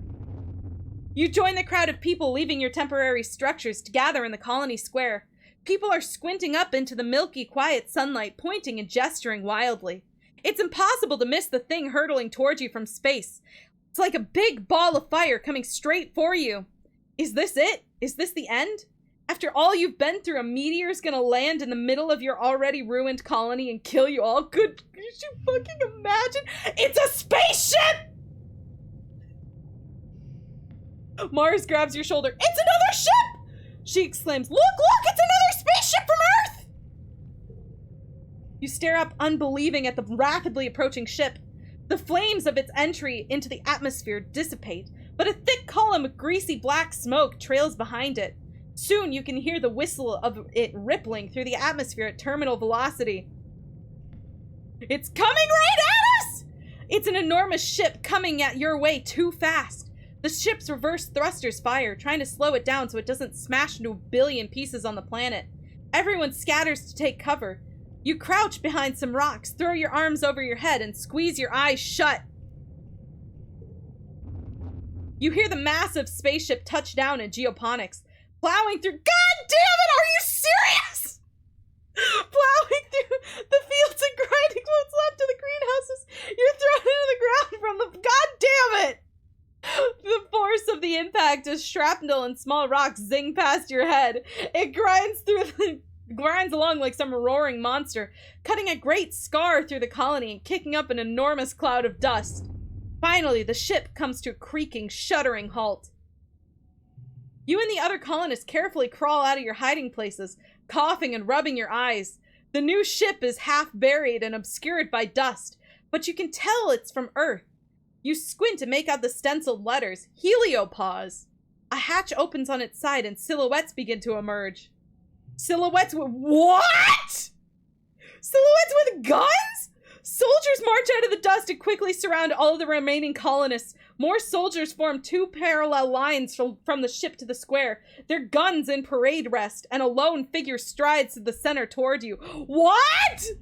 Greetings, fugitives of Earth, the man says, spreading his hands wide. What the fuck is happening? A dismayed murmur ripples through the crowd. The adults exchange significant looks. Chief Engineer Instance tries to slip out of the crowd, but she's stopped by the line of soldiers. The man smiles. He has a broad, easygoing smile that doesn't match the threatening aura of the soldiers nor the smoking ruin of the ship behind him. I am Commander Lum, he says proudly. As Captain of the Heliopause, I have come to render aid and bring you to justice. What? Is there any point in trying to sneak away if Instance couldn't? There's no— The Heliopause soldiers have colonists surrounded and shove you gently but forcefully back into the crowd. I guess we should listen. I should at least know what's going on. There's another ship! A new ship, and a guy is trying to take us all in, I think. Seek steps forward out of the crowd. You're not the commander of the Heliopause, they say firmly. Governor Udicott was expecting Commander Morikawa. Everyone is surprised. Udicott had been in communication with this ship? For how long? I am the captain of the Heliopause, Lum repeats stubbornly. then adds, according to the chain of command, we sustained significant loss of personnel when we went through the wormhole. You can't help but notice how many of the soldiers exchanged looks this time. You wonder how many people had to die before Lum became commander. I guess not. Utica? No, I have no idea. No idea. Lum apparently did some hostile takeover shit. As the commanding officer, Lum continues, I declare this colony to be under our protection. As such, you are all now subject to the laws of the earth. Seek bows. Now, they stammer. There's no need for dramatics. We're a diminished colony, as you see. Governor Utica died in the most recent attack, and Fluorescent passed away a few months ago. Even Technician Halitosis is gone. You see, we're quite leaderless. Don't tell me this is because Dis stole that communication device. Oh, shit. Is it? Hate that your first thought was, this is just like warrior cats? Is it? Oh my god. I was a teenage exocolonist warrior cat, AU. Wait, your mom? What would these Earth cops have wanted from your mom? You notice Chief Engineer Instance is being held with her arms behind her back. She glowers at Lum with unbridled hatred. You haven't read a lot of warrior cats. I mean, you're thinking that the couple of adults were not so lawful. Maybe. Lum turns to the assembled colonists. Well, why don't we fix that, he declares. Say hello to your new governor. You hear a few gasps of shock and outrage, and Lum raises his hands placatingly. Let's not pretend you don't need our help, he says. We could simply arrest you instead, but there's no need to demoralize your little colony further. Judging from the number of guns on display, you don't think you have a choice in this. You don't like this guy. He's got his tits out. A fair reason to not like a guy. No one knows how to react. A new governor from Earth? Nearly 100 new colonists? Most of them trained soldiers. What does this mean for the colony? He's one of the two worst characters. Who's the second? The crowd disperses slowly and the council members follow Lum back to the heliopause, presumably to talk about the future of the colony. You hope. They did say they left the planet to avoid getting caught in the middle of a three-way war. Is that true? Did they? Did I forget about that? You'll meet him soon. Oh no! You track down your friends. So what do you think about these new people? Mars asks. They're just gonna boss us around, Tangent nods. They don't live here. They don't know what it's like, and they're just gonna swoop in and act like they're better than us? She hugs her arms around herself. Did you see what they were doing to Instance? The entire colony, now twice as many of you, sets to work on salvaging the wreckage of the heliopause, tearing it down and combining it with the Stratospheric's remaining engine section. Spirits are high, though these new colonists from the heliopause aren't like any people you've ever met before. With their uniforms and weapons, they're more like an invading force than a rescue. You aren't sure what this means for the colony or your future. All right! Actually, thank you for convincing me to continue because, in my humble opinion... Oh no, it's still going! Never mind! As the dust settles, you rebuild your colony around the new ship, the heliopause. The new arrivals, soldiers mainly, are aloof at first. Many see you as fugitives. Together, you build new walls, living quarters, greenhouses, and a massive bunkered garrison. The Stratos engineering wing is the only reminder of your old colony. The heliopause was brought with enough rations for another 5 years, as well as rich seed bank and working hydroponics. Finally, an end to the slow starvation you felt for years. They also have more guns and explosives than you've ever seen in your life. Even the ship has guns. 4-hour stream! Oh god, it almost is. Wasn't I gonna end at 2 hours? A full stomach, a roof over your heads, and the promise of safety convinces most Strato colonists to accept Helios. In turn, Helios decides that you criminals pose little threat. A judging peace is brokered between the two groups. You decide they aren't so different, really. There are even Helio children, born among the stars, just like you. Oh my god, look at my new room! That's so cozy! I I can't resist EXO. I really can't. After a month of hard work, you and your dad move into your new quarters, and you have your own bedroom for the first time in your life. You place a picture of your mother on the shelves beside your bed. Meet the Helio children. I will meet the Helio children next stream. I cannot continue. I can't keep going. I'm so hungry. You step out of your very own balcony to watch the new colony. Its grounds bustling with so many strangers and strange new ideas. You feel something rising in your chest and you haven't felt it in some time. Excitement. What will the new day bring? You better go and find out. Rush outside to greet the day. All right.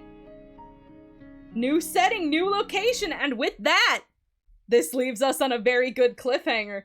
If you would like to see more, hi, welcome to the stream. I'm so hungry. I know that there's new people, but we're gonna have to meet the new people next stream because I am very, very hungry, and also it's really late and I'm probably gonna wanna hang out with my dad. Yes, next stream. Thank you guys so much for watching. I really appreciate it. Next stream is gonna be Sunday. We're gonna continue playing Amori. And then, depending on how I feel, I'm probably going to play... I may or may not do Alice the Madness Returns. And then next week, Thursday, it's more Exocolonist. You arrived. I'm sorry you did. I'm so sorry. Thank you for the stream. Thank you. Oh, God! I haven't decided if I'm going to move to my new schedule next week or the week after. So I'm not sure what time the stream is gonna be. Probably. I don't know. We'll see. Also let you know, you cajole you into continuing to the end of the game. Valid. But yeah. So, yeah, with that, you and Milo are meeting in person. Nice! Congratulations! Oh, that should be fun. I hope you guys have fun. I'm gonna go ahead and see if anyone is currently live. Nope, unfortunately, no one that I know. Well,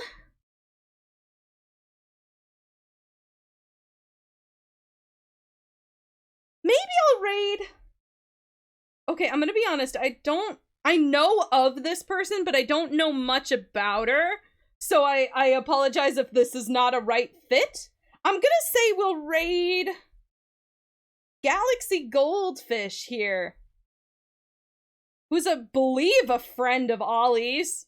I believe. Our raid message can be raid from the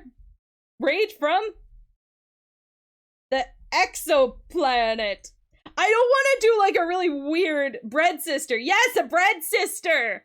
Yes. Okay, are you guys ready? A 1, a 2, a 3. I'm so hungry. Go! Be free! All right. See you guys.